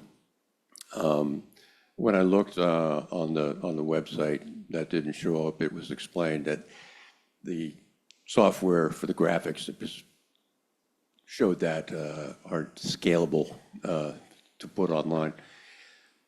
I would like 2 questions. Are those perimeter berms still part of an alternative plan? The ones we discussed in the presentation, yeah, it would be part of. Yeah, around It Dorchester would Bay be, yeah. Basin. It would be, yeah. Okay. Can you guys just do a simple plan view marked up? So when the public looks at it, they can see that that actually is an alternative. And if there's, you know, the logic, some text explaining the logic for doing that. Yeah, absolutely. We still have some more design drawings to refine, and we can absolutely do that. All right, thank you. All right, now come back to me. This lady here had her hand up. Then we're going to go online, and then we'll come back here. I do see you. I promise you'll get a turn. Hi, thank you so much. A lot of detailed information and a lot of work. I had a specific intersection question about Bianculli. My name is Jana. I work at UMass Boston, but I'm not officially representing the school. But one thing that confused me is a lot of the different intersections had the 2 different designs, and this one in the slides only has the one that you said you wanted, DCR design. It didn't have the modified. And then the other thing, you know, I understand this is very long way off, you know, we're at the really initial stages. And so it would be nice to kind of come to a set base of improvements that are needed. And so I find it, to be honest, unacceptable that pedestrian improvements can't be included in the final choice there. I would say get back to the drawing board, make it happen. I also didn't see a lot of talk about resilience support for pedestrians along that roadway. It's going to get hotter, sunnier. If the whole idea is to get people out of their cars, then we need to make that intersection much better. It's pretty empty now. I bike through there often, and it's incredibly unsafe feeling. I know many people at UMass Boston drive from Savin Hill because they feel very unsafe there. So I find it unacceptable that we wouldn't improve that pedestrian intersection for our city's only public university, where we have students coming and going late at night, and where there's a beautiful harbor walk that we should be taking advantage of. So I would say back to the drawing board, or at least have a set of design principles that say it's unacceptable unless there's pedestrian improvements. Also, I just kind of, like, I see all the cars moving, but I don't see like the bikes moving. I don't see the, I don't see the people moving. And so as we progress in future public meetings, it would be great to do that. And also, I want to offer the expertise of students and faculty. This is such an exciting opportunity, and I think that there's a lot of collaborative opportunity to get into some of these areas with the university as well. So, Thank you. Now we're going to take a break and take some comments online, and then we will come back. I have seen people with their hands up, and we will call on you. Okay, thank you. We have a couple from Heidi Mosinger. U-turn so far down will create more traffic in the Savin Hill neighborhood, and then also having the U-turn so far down for Savin Hill residents would mean we have to wait at the intersection of Morrissey and Freeport twice. So that's the comment from Heidi. Then we have a question from Maria Lyons. If you raise up Malibu Beach, will it be a steeper incline into the water? The answer would be yes. Then we have from Heidi again, the wall looks like it's filled in. Why wouldn't you consider absorbing the water underneath? I'm not sure I understand that question. And we'll take one more. The bike community already uses the Neponset River Greenway Trail, which runs parallel to Morrissey Boulevard, about a block over. Why is there a need to take away lanes for a bi-directional bike path on both sides of Morrissey, especially in the Neponset area? Wouldn't it be safer for the bike riders to stay on the Greenway and leave a lane for emergency vehicles on Morrissey? Yeah.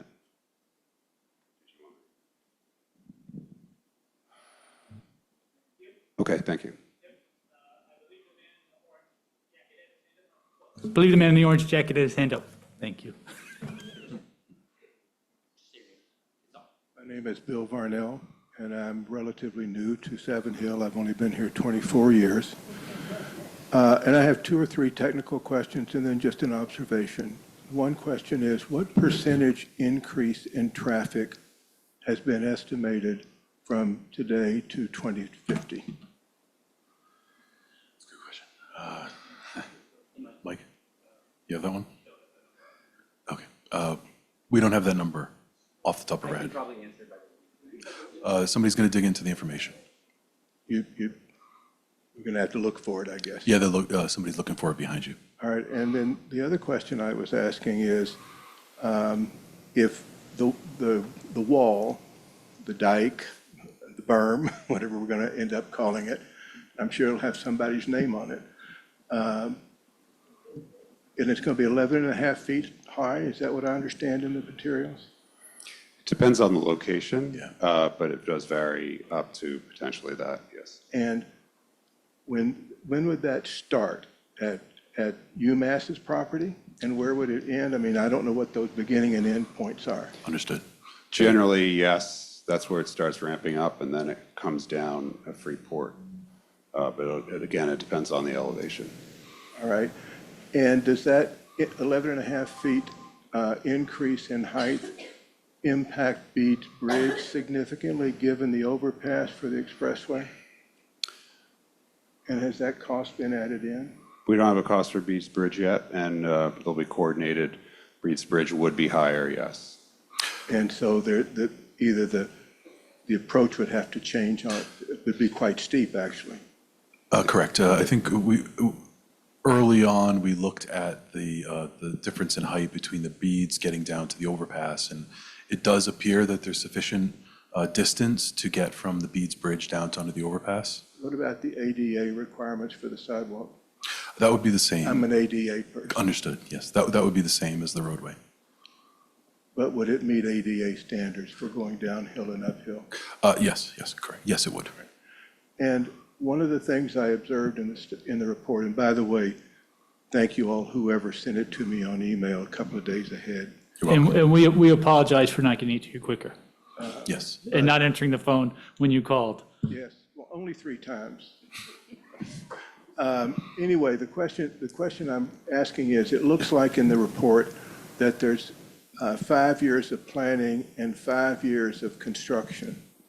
So that means that if we had the money today, we'd be at about 2035, and we're spending $1/3 billion on the 15-year solution. Am I correct in my analysis? No. So you're correct on the 5 years. So to be clear, that is just an approximate schedule. So it's 5 years of permitting design, 5 years of construction. Right. But to your point about how long it would be effective for, the out year is 2070. So it's the difference between 2035 and 2070. But the 2050 number has been in the report. 2050 is for traffic. Traffic. 2070 is for sea level rise. Right. And my question is, are we spending all this money for 15 years? Are we being asked to spend that much money? That's where my question. For traffic related versus resiliency? Yes. Or maybe you can tell me the difference between the two, the breakdown between the two. As the project goes through early design, there would be modifications to the out year of what the transportation.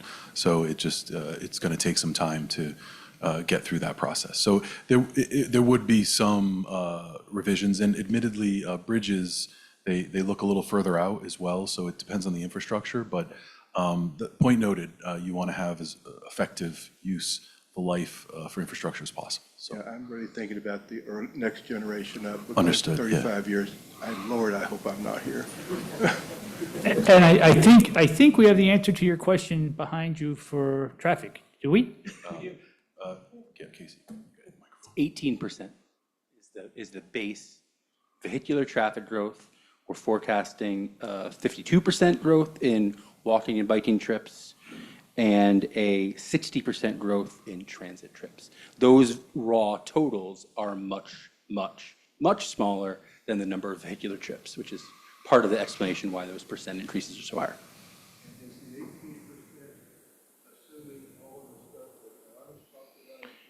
That's right. Yes, it is. Yeah, it's got all Casey, can you repeat the question? Sorry, the question was, does that 18% traffic growth include the developments that were referenced earlier? And the answer to that is yes. It actually includes over an addition of 10,000 units compared to the numbers that were floated.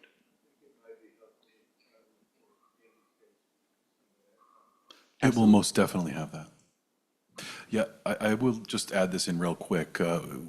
It is obviously hard to convey a lot of what we do in these presentation decks. So the report will have a lot more information in a very layperson narrative. So it won't, we try to take out the wonkiness. And so, we will document land use development, future conditions, traffic volumes, resiliency. So everything we've shown is much more of a high-level summary that we put into a deck. The report, whether you want that many pages or not, it's going to be quite a few more pages than our presentations. Other comments? Should we go online and see if there's Yes, any? please do. Maria Lyons, in regards to Steve Q question about Conley Street, does the plan stop cars from entering Morrissey from Pope's Hill Street? Casey?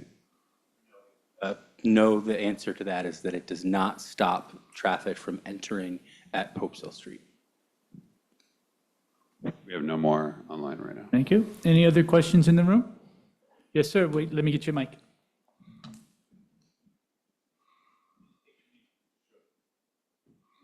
Hi, my name's Joe Urenick. I live in Peels Corner, and I grew up in Dorchester. I've been interested in this program that you're all working on now for a long time, but this is the first time I've come to a meeting. So I have to apologize for not being sort of up to date. But I find that most of what was spoken about tonight was like Greek. I didn't understand most of what you were talking about. So, but the reason I came was I was mostly interested in what do you guys expect, guys and ladies, if there's any here, what do you expect the traffic flow to be like when all this is done? Are you reducing the number of traffic lanes or expanding the number of traffic lanes? Will the time from Columbia, Kosciuszko Circle to Neponset be faster or slower? Personally, I think that we should be enhancing the traffic flow, not decreasing the traffic flow. But I get the impression that this is not going in that direction. I think it seems to me like you're going to be squeezing the traffic down and slowing the time to travel around. I think the future demands us to speed up the traffic flow, not to reduce it. So that's my sort of thoughts and comment. So to answer your question, the lead of reduction of lanes, yeah, we are reconfiguring to have less lanes, but Morrissey, so generally 3 lanes in each direction to 2 lanes, sometimes 4 lanes, existing condition 4 lanes. But Morrissey is obviously an older roadway. The facility itself is not up to modern standards, nor are the intersections. So while there would be some level of lane reconfiguration, it's really the intersections that process the volumes more so than the 3 lanes each direction or 2 lanes each direction. It's more about those conflict pinch points. So by modernizing these intersections, we say modernizing by going from just an old signal or the question earlier about what is a modern roundabout, and Joe provided some detail, but a modern roundabout actually does a lot more to it. It changes the flow into the circle, and it gets vehicles out a little more quickly. And also it provides more assignment within the modern roundabout. Newer signals can be much more smarter signals, things like that can detect, that knows when vehicles are coming. There are monitoring methods. Also, with that said, we have taken all of these volumes, put them into a visual simulation for the corridor. We do have some level of travel time in the corridor. I don't know if, Mike, do you have that information available on? So the report will have that information of what a trip travel time will be in a future condition based on these, on the modeling, the visual simulation modeling. There are a lot of things that would be changed, but it is modernizing, and in theory would process the flow just as well, if not a little better. But I think we can all acknowledge here that inside the urban core, if you provide more capacity, people are going to use it. So I think we've said from the beginning, and I've said multiple times, it's more about what you want the roadway to be. And I think, with a boulevard, its style, a modern boulevard, there are more multimodal accommodations. And I know I heard that the term multimodal is too wonky, understood.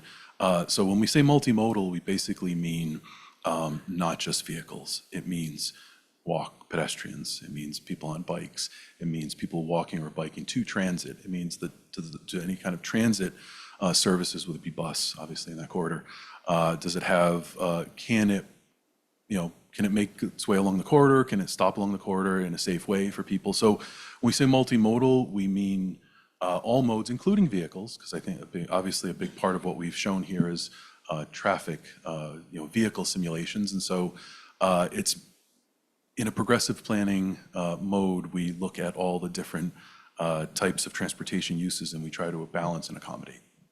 So that is our approach to our studies. So is it fair to say that it's going to be slower traffic in cars? Not necessarily. Again, one of the concerns we've heard a lot is speeding. With all those extra lanes, people use it as an opportunity to just hit the gas and go around people, and it's just kind of a racetrack. So the idea behind speeding isn't just about enforcement. It's about designing in a way that it may slow people down at those stretch points between intersections, but if the intersections can then process a little better, the overall flow is better. So it's not that they're going slower and it's just going to be a parking lot the whole way. It's that it processes it differently, and it processes it in a safer way, and it processes it in a way that other modes can feel safe. If I may, one last question. Sure. So, the bike lanes will, I'm sorry, if I may, the bike lanes will be physically separated in some fashion, or will they just be painted lines? Because I think the way the bike lanes are set out now is extremely dangerous for people. Understood. Really I think it's really just the wrong thing to do. So if you could explain that for me. Yeah, and Casey jumped. No worries, Casey. Thank you. And yeah, short answer is yes.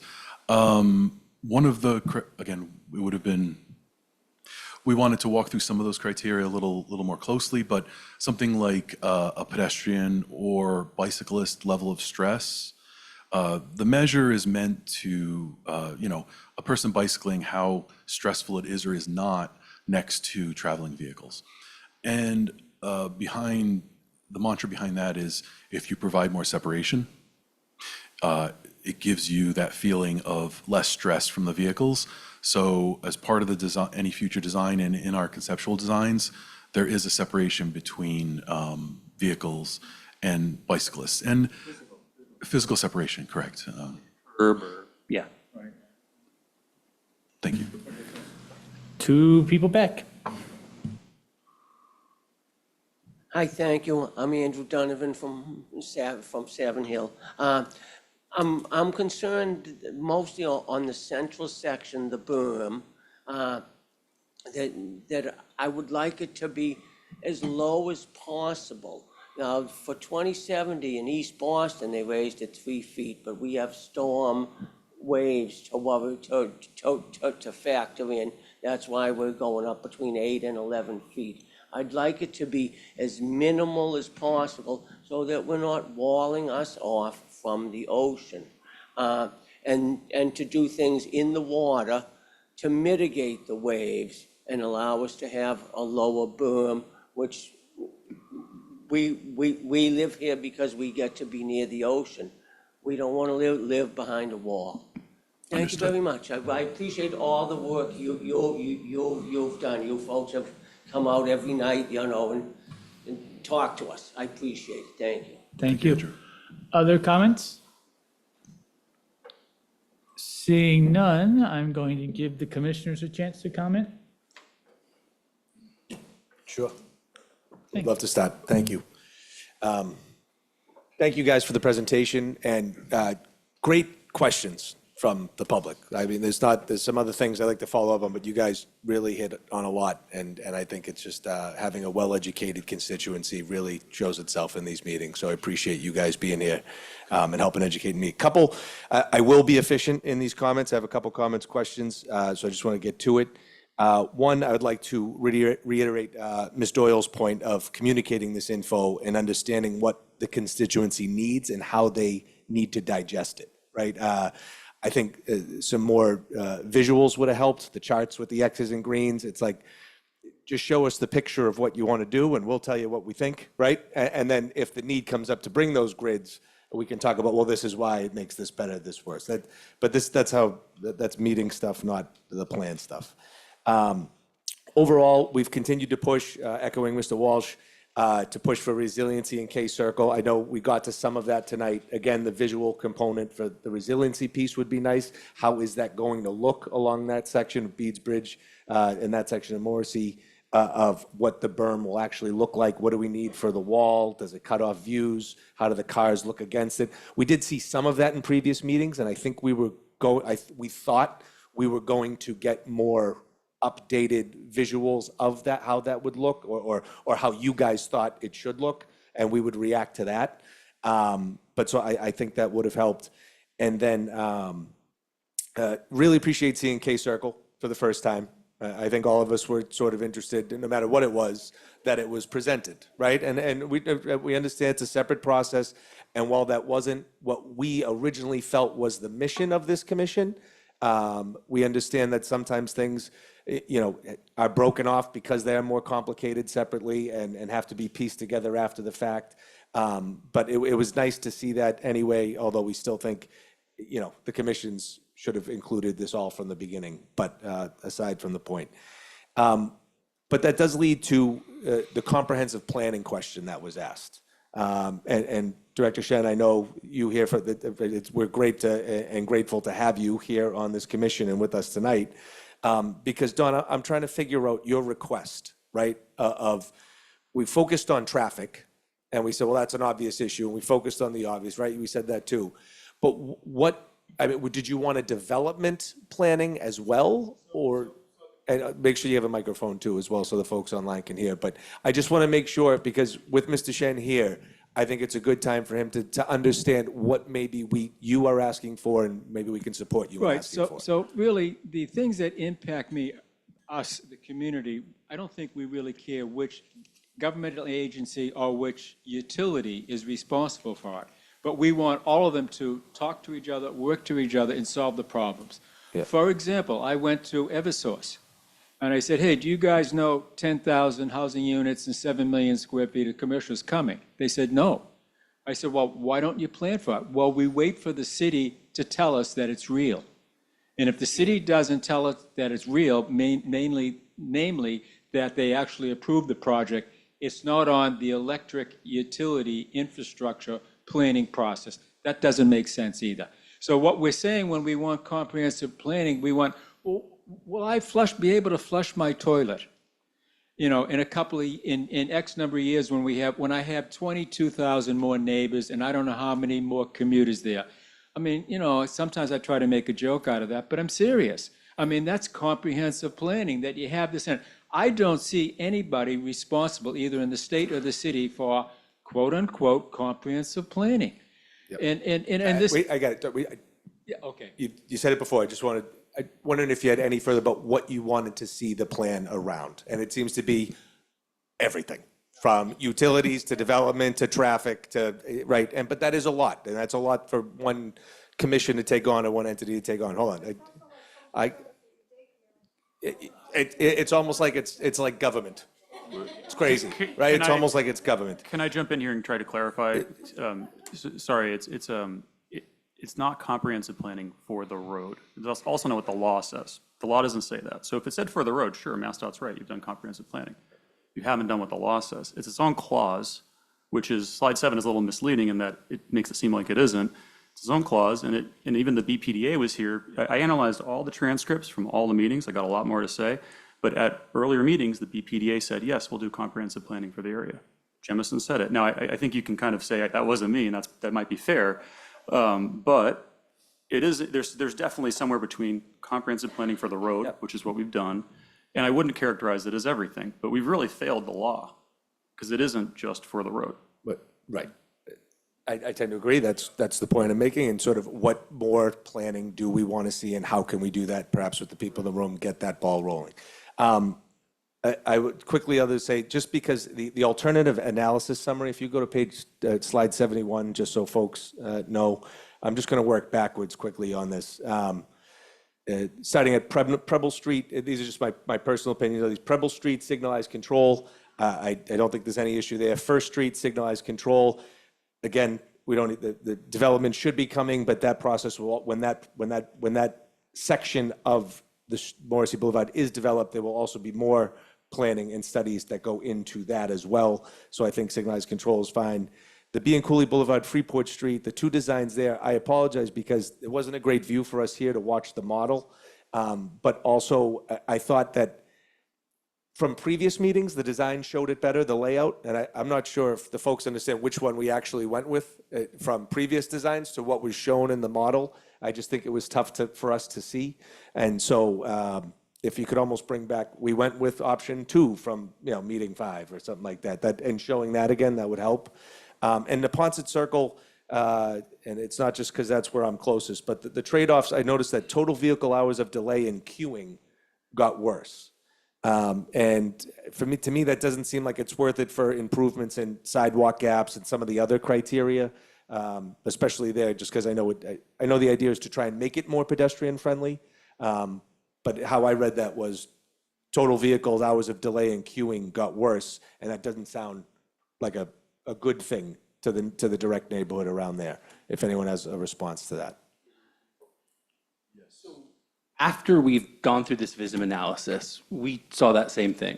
And that's when Mike mentioned the idea of just restoring 4 lanes to that short segment of northbound Morrissey within the circle. Those numbers will be different than those. This is a little bit of the iterative design process. We tried the road diet on that segment too. VISM is the tool that allows us to do this really detailed traffic modeling that incorporates all these different factors. It plugged in the congestion on 93 coming down the off-ramp, and it showed us that idea doesn't really work that great. So I think as we advance towards the report, Mike and the team are running new stats with a 4-lane cross-section there. I can't promise that it's going to show less delay, but I sure hope it does. Thank you. And my final comment is around the bike lanes. I still am advocating for the berm itself to be, connecting the Neponset Greenway down to the resiliency berm and having the multimodal path be part of the resiliency berm rather than on Morrissey Boulevard itself, because I think that, one, it protects the bikers even more. Two, I think going on that scenic tour and what is being built there currently with the bridge coming down and then being able to get onto the Harbor Walk is safer, more aesthetic, and would draw more people to the water to say, hey, let's bike or walk up and down that. Not to mention the cost of bike lanes.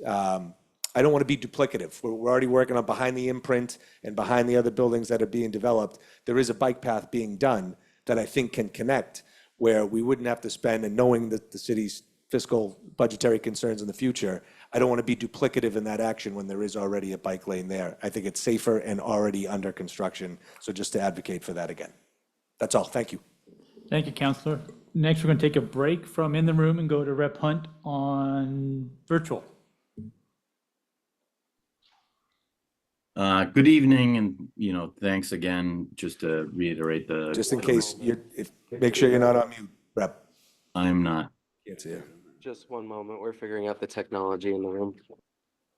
Just, we're trying to unmute him, so maybe we'll come back to him. Not at all. We're going to stay in the room while we try to unmute Rep. Hunt. So, yeah, go ahead, please. Councilor Fitzgerald's remarks. I also appreciate the work that MassDOT has done. I actually am really sincerely impressed with the road. I think the road is really well done. I have almost no notes on it. And K Circle, I'm glad we included it. Working government, so bear with me here. I'm not as polished as Councilor Fitzgerald, not a little bit more directly than he did. Worry is everything that is not the road. And, I analyzed all the meetings today in the transcript state. I ran it all through ChatGPT, and I asked, all right, how many major things have the community asked for? And there have been over 36 requests, and those have not been addressed by the commission over 7 meetings. And they would be covered under the comprehensive plan and climate clauses. And I know we can't address all of them, but I think that's a real problem. And I wanted to just highlight a few of them, and I think Councilor Fitzgerald actually touched on them as well. We asked for a review of JFK Station, K Circle, and Beeds Bridge and how they might interact together. We didn't really get that. We kind of got K Circle toward the end. The community asked for the BPDA to plan for the area. The BPDA initially kind of sort of agreed to it. Didn't happen. The community asked for a 3D visualization of the wall and the view from the park. We never got that. The community asked for information on the environmental impacts, including a review of the toxic sludge that's in Dorchester Basin and the Bay, and maybe we could use that to build parts of the project creatively. Thank you, John Rich. We never got that. And these are just highlights, by the way. And then 6 times, and this one kind of is worrisome to me, the constituents in this room and on the phone and over email, I saw the emails as well, said loud and clear that they wanted the materials up front. And what's disappointing is that actually 3 times in the meetings when we reviewed it, MassDOT said you would, but that never happened. So I'm really worried about how this commission went, and I'm also therefore worried about these future meetings that are promised. If they go the same, it's not a good thing. And then one thing I just want to point out in general is I'm worried about with every new meeting, there is less and less information about the wall. And the wall is going to be 11 feet tall. We had a visual of it kind of in the first couple meetings. Now we don't.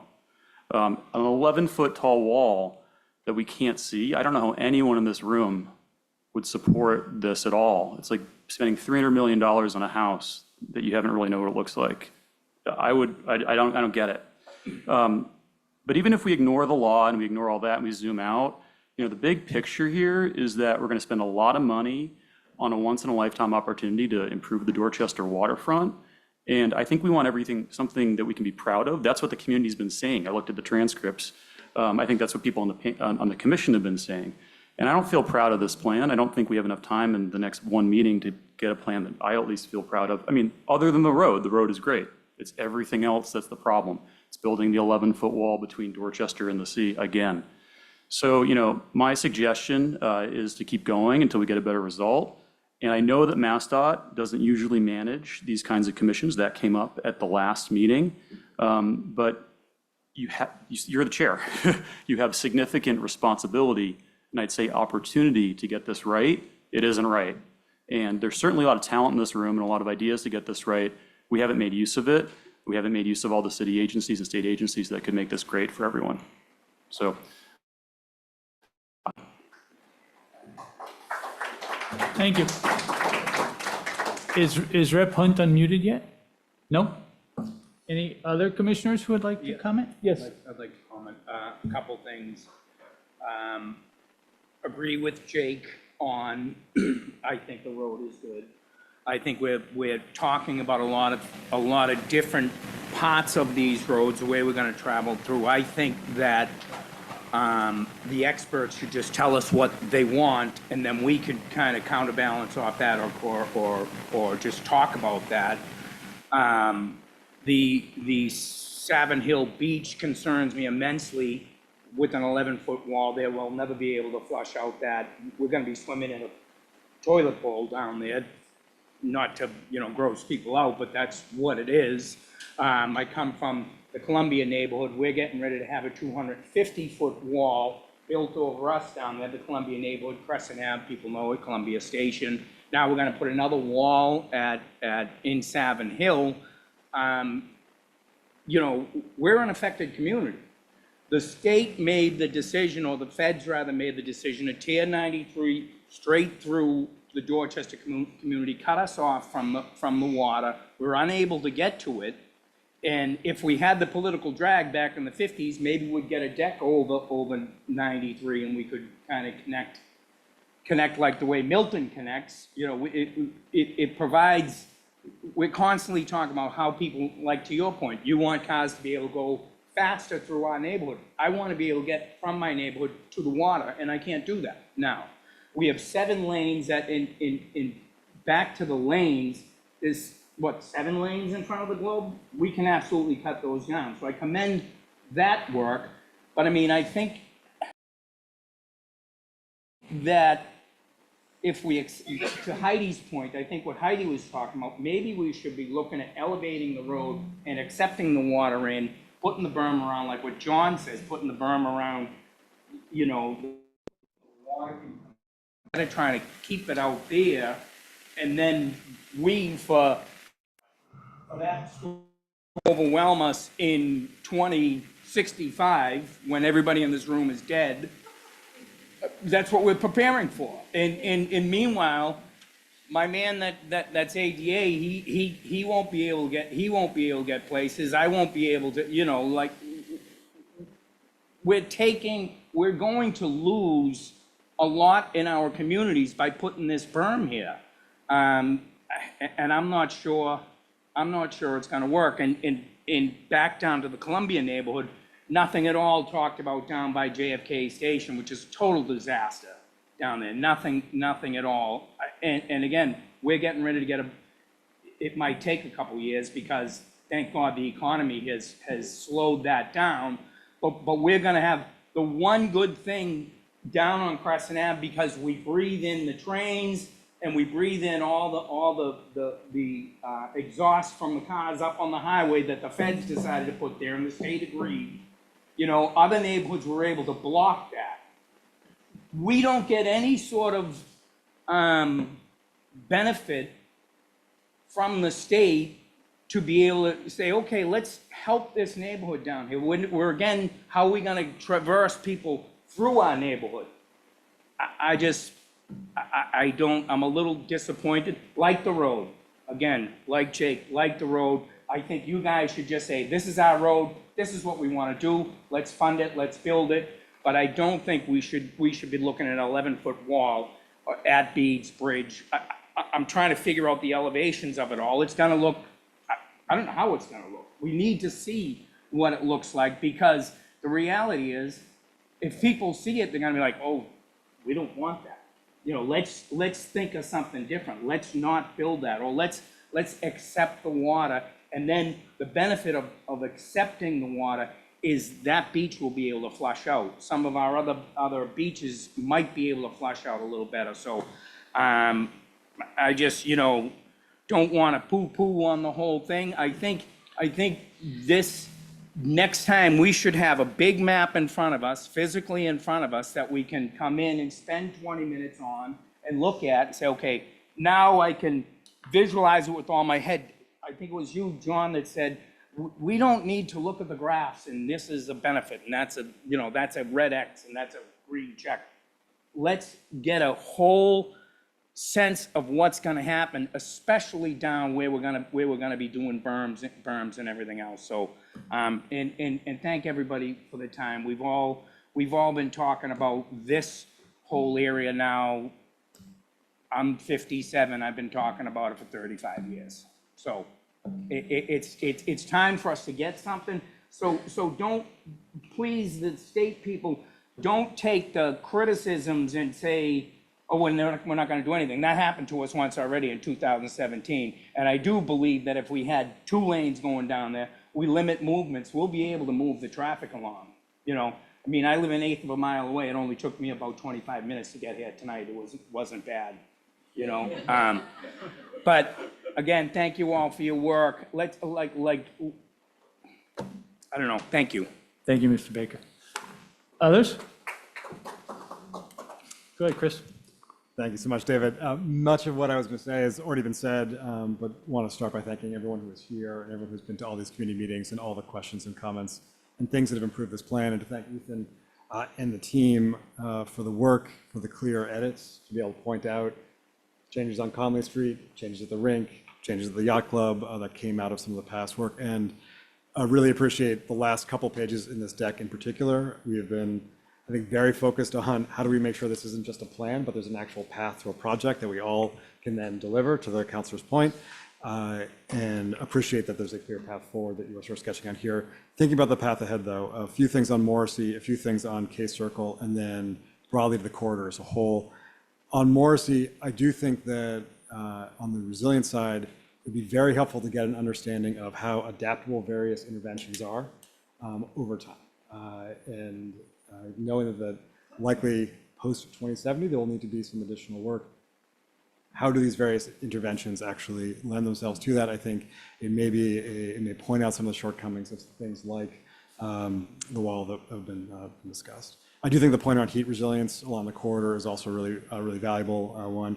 I do think, and this is sort of, both councilors have sort of covered this, but I do think that in this deck, when it gets posted, or if it can get updated online, I would put in each of the alternatives so that people are not just looking at the scorecard, but they can see what are the alternatives that are actually being scored.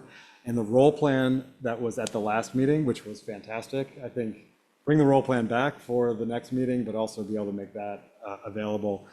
And I think the additional graphics that have been mentioned around the Dorchester Bay interventions are really important. One of the requests I would have on the Morrissey side is after the sort of publication of the draft report and before comments are due, as we have done in some of the previous times, it would be helpful, I think, if we had a set of office hours to a comment that Elizabeth, that you had raised, like just to create a space for people to be able to ask questions and not necessarily assume that everything that is written in that document is completely comprehensible and legible to every single one of us. So create a space for us to be able to, for folks to be able to come together, ask questions of all the folks who put time and effort in this. Quick things on K Circle and then the corridor, and then I'll turn it over to Chief Shen if he's got other comments. Joe, really appreciate you being here. As Councilor Fitzgerald said, really appreciate sort of the we've all been focused since the very first meeting on the K Circle component here. And so it is good to be able to take a step forward. I do want to make sure that we are having as public and as transparent of a process about K Circle as we've had around Morrissey, and to the comments up here tonight. I think you can see how this level of engagement has built a degree of support for some of the roadway changes that are being suggested.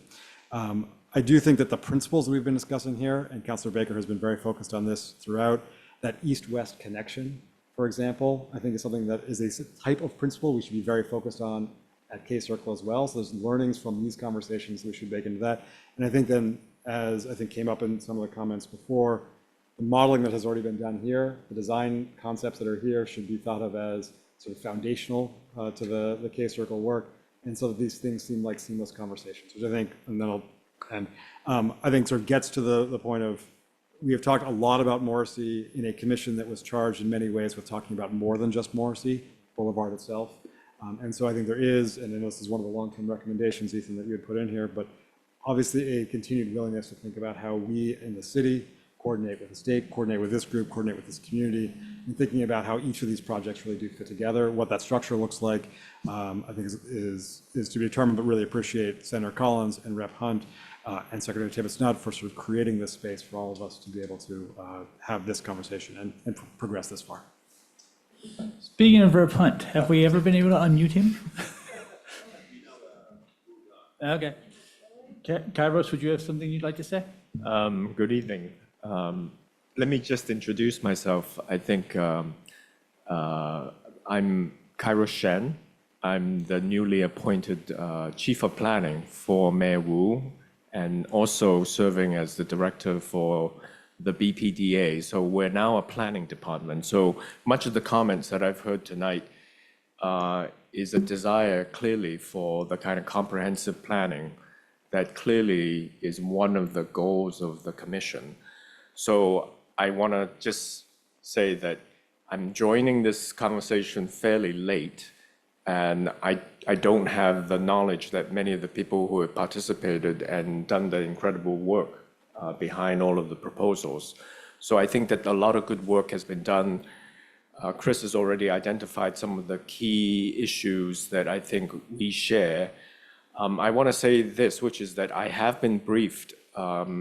This is my 5th week, and actually this is my first public meeting. So I have to say that I didn't anticipate being in Dorchester as my first public meeting, but I'm glad that I was able to make it. So on the issue is that there are several planning department staff here and who have followed this conversation. We have been coordinating very closely with Chris and his office.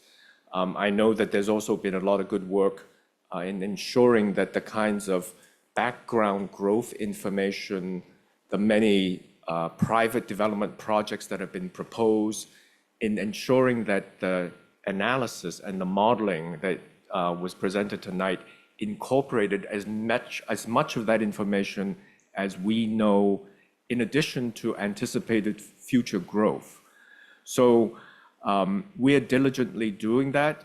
On the issue about additional comprehensive questions on energy infrastructure and demand, other kinds of water demand, those additional areas, the planning department has already actually started what we call the comprehensive needs assessment for the entire city, precisely to try to understand, as the kind of physical real estate development that's happening and anticipated, how is all of this growth going to be accommodated in not just Dorchester alone, but throughout the other neighborhoods, and that how do we distribute all of this growth that would minimize the negative impact for the entire city, but also assign the kind of responsibility that each neighborhood might have to bear. Now, to that extent, that work is ongoing. And so we're looking at the needs assessment at the citywide level, and then we'll be working from that down to each individual neighborhood. So, I look forward to having our staff actually bring that work to you, and then it will be the responsibility of the planning department to coordinate with the developers, as well as serve our role here to coordinate with the transportation, state transportation and city transportation work that's going on. Now, I think what I saw was a lot of focus on the roadway design and alternatives. And I have to agree with the many comments already made by the commissioners and the public tonight, that the details of the transportation design, I think, are well in hand.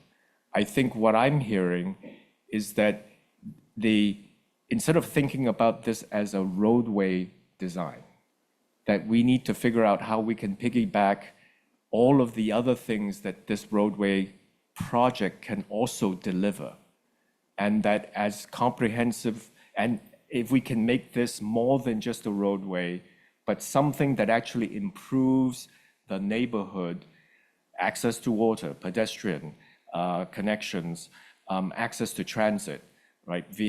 Bicycle accommodation, and then also a kind of landscape that is resilient to future climate change. I think there are components that were sort of illustrated here tonight. I want to encourage all of us to work closely to make all of these things as part of this ultimate sort of what would be an appropriation of some sort to bring the kind of investment that's necessary to deliver this project eventually. I would just say one thing, which is that I realize that the Kosciuszko Circle design and alternatives arrived late, just as I have. And I want to make sure that the kind of homework that I'm doing to catch up with the help of my staff is the same kind of homework with the team that's working with the Kosciuszko Circle with the rest of the design team that has been working on the corridor. I'm very concerned. I have to say that I left the city in 2015, and I recall at that time coming to Dorchester to look at sort of the UMass Boston expansion, and at that time the anticipated sale and of the parcel that eventually has now become the Dorchester Bay City proposal, and I recall how critical Kosciuszko Circle and its function at that time was, and so I think the concern that our staff has is to make sure that the kind of analysis that's been done on each of these nodes along the corridor of Morrissey Boulevard, the same kind of focus and the same kinds of assumption and background assumptions on the modeling is also applied to the alternatives that we saw tonight for the Kosciuszko Circle alternatives. So I think I've already spoken too much for somebody who's just arrived. I want to just say that thank you to the David Muller, who has been leading this effort on the state's part. I look forward to having, I know you are going to have the responsibility of coordinating these two different design teams working on the different parts of the project that need to come together as a whole. I want to make a commitment on behalf of the city's planning department that we will continue to make sure that our staff is supporting this and actually making sure that the kinds of questions about being as comprehensive as possible is something that we bring every time we meet with our state counterparts. So thank you again, and I hope to see you again next time at, this would be, I'm only coming to the last two meetings, right? Assuming that there's no extension of this commission. But anyway, thank you very much. Thank you, Kairos. I think we're done with comments, but Chris did raise an issue about office hours. Yeah. So if people want additional, we've said that we're going to give everybody 30 days to review the report. If people want additional time, raise your hand and we will stretch the time out. Okay, good, one person did. So, yeah. Yeah. Yeah, so, right, so it won't be 30 days. It will either be 45 or 60. And that of course will push the final meeting of the commission beyond mid-January, but we'll all just have to deal with that. And we will try to figure out a way so that if people have read the report and want to have comments or talk to staff in a small group setting or one-on-one to figure out a way to accommodate that. If people have ideas, if you want us to come out to your civic association, if you want us to do something else, let us know what your ideas are, because this has been an interesting process and a good process, but we don't want to lose the momentum here at the end. So if there's some way we can be more proactive and help people understand what we're doing, please give us your ideas and let us know. Oh, somebody's got a plan. Yeah, I think, extension, All right. gives people time to, this is so dense. All right, just a minute. So we will make it 60 days. Yes? I think that what we want is, we want planning to be done correctly, and we're not interested in whether it's a month or 2 or 3 months now. And so I would ask you not to consider that you have to shut down the commission by whatever. You know, I think you shut down the commission when you've done your job. Yeah. And I think that's the key thing, and because I've never seen city and state working together like this, at least on paper. I haven't seen that, so I'm very encouraged by the Morrissey Commission. You haven't done it, so I would encourage you guys to forget about the deadline. You can go back to the legislature, and I'm sure they will say that they want it done correctly, and let's not worry about January, December, January. Let's worry about doing it correctly. Can I make a couple points, David? Of course you can.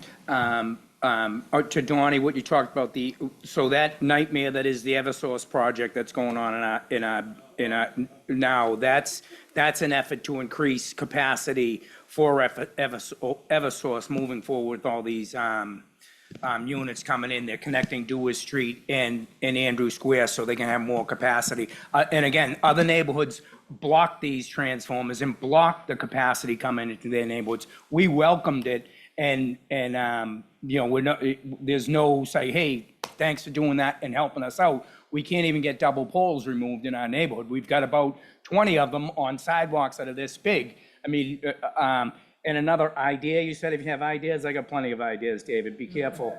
I have an idea. I want you to come and stand on Sydney Street at JFK Station and tell me how you get from there over to, so that neighborhood is Columbia.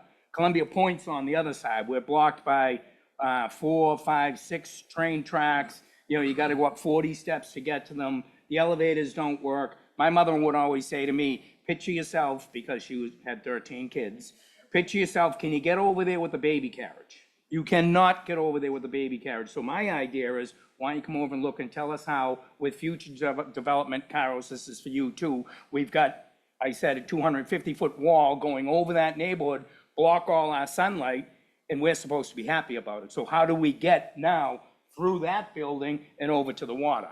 Ideas. I got plenty of them. Thank you. Thank you. All right, any other comments? Seeing none, thank you all very, very much. Thank you.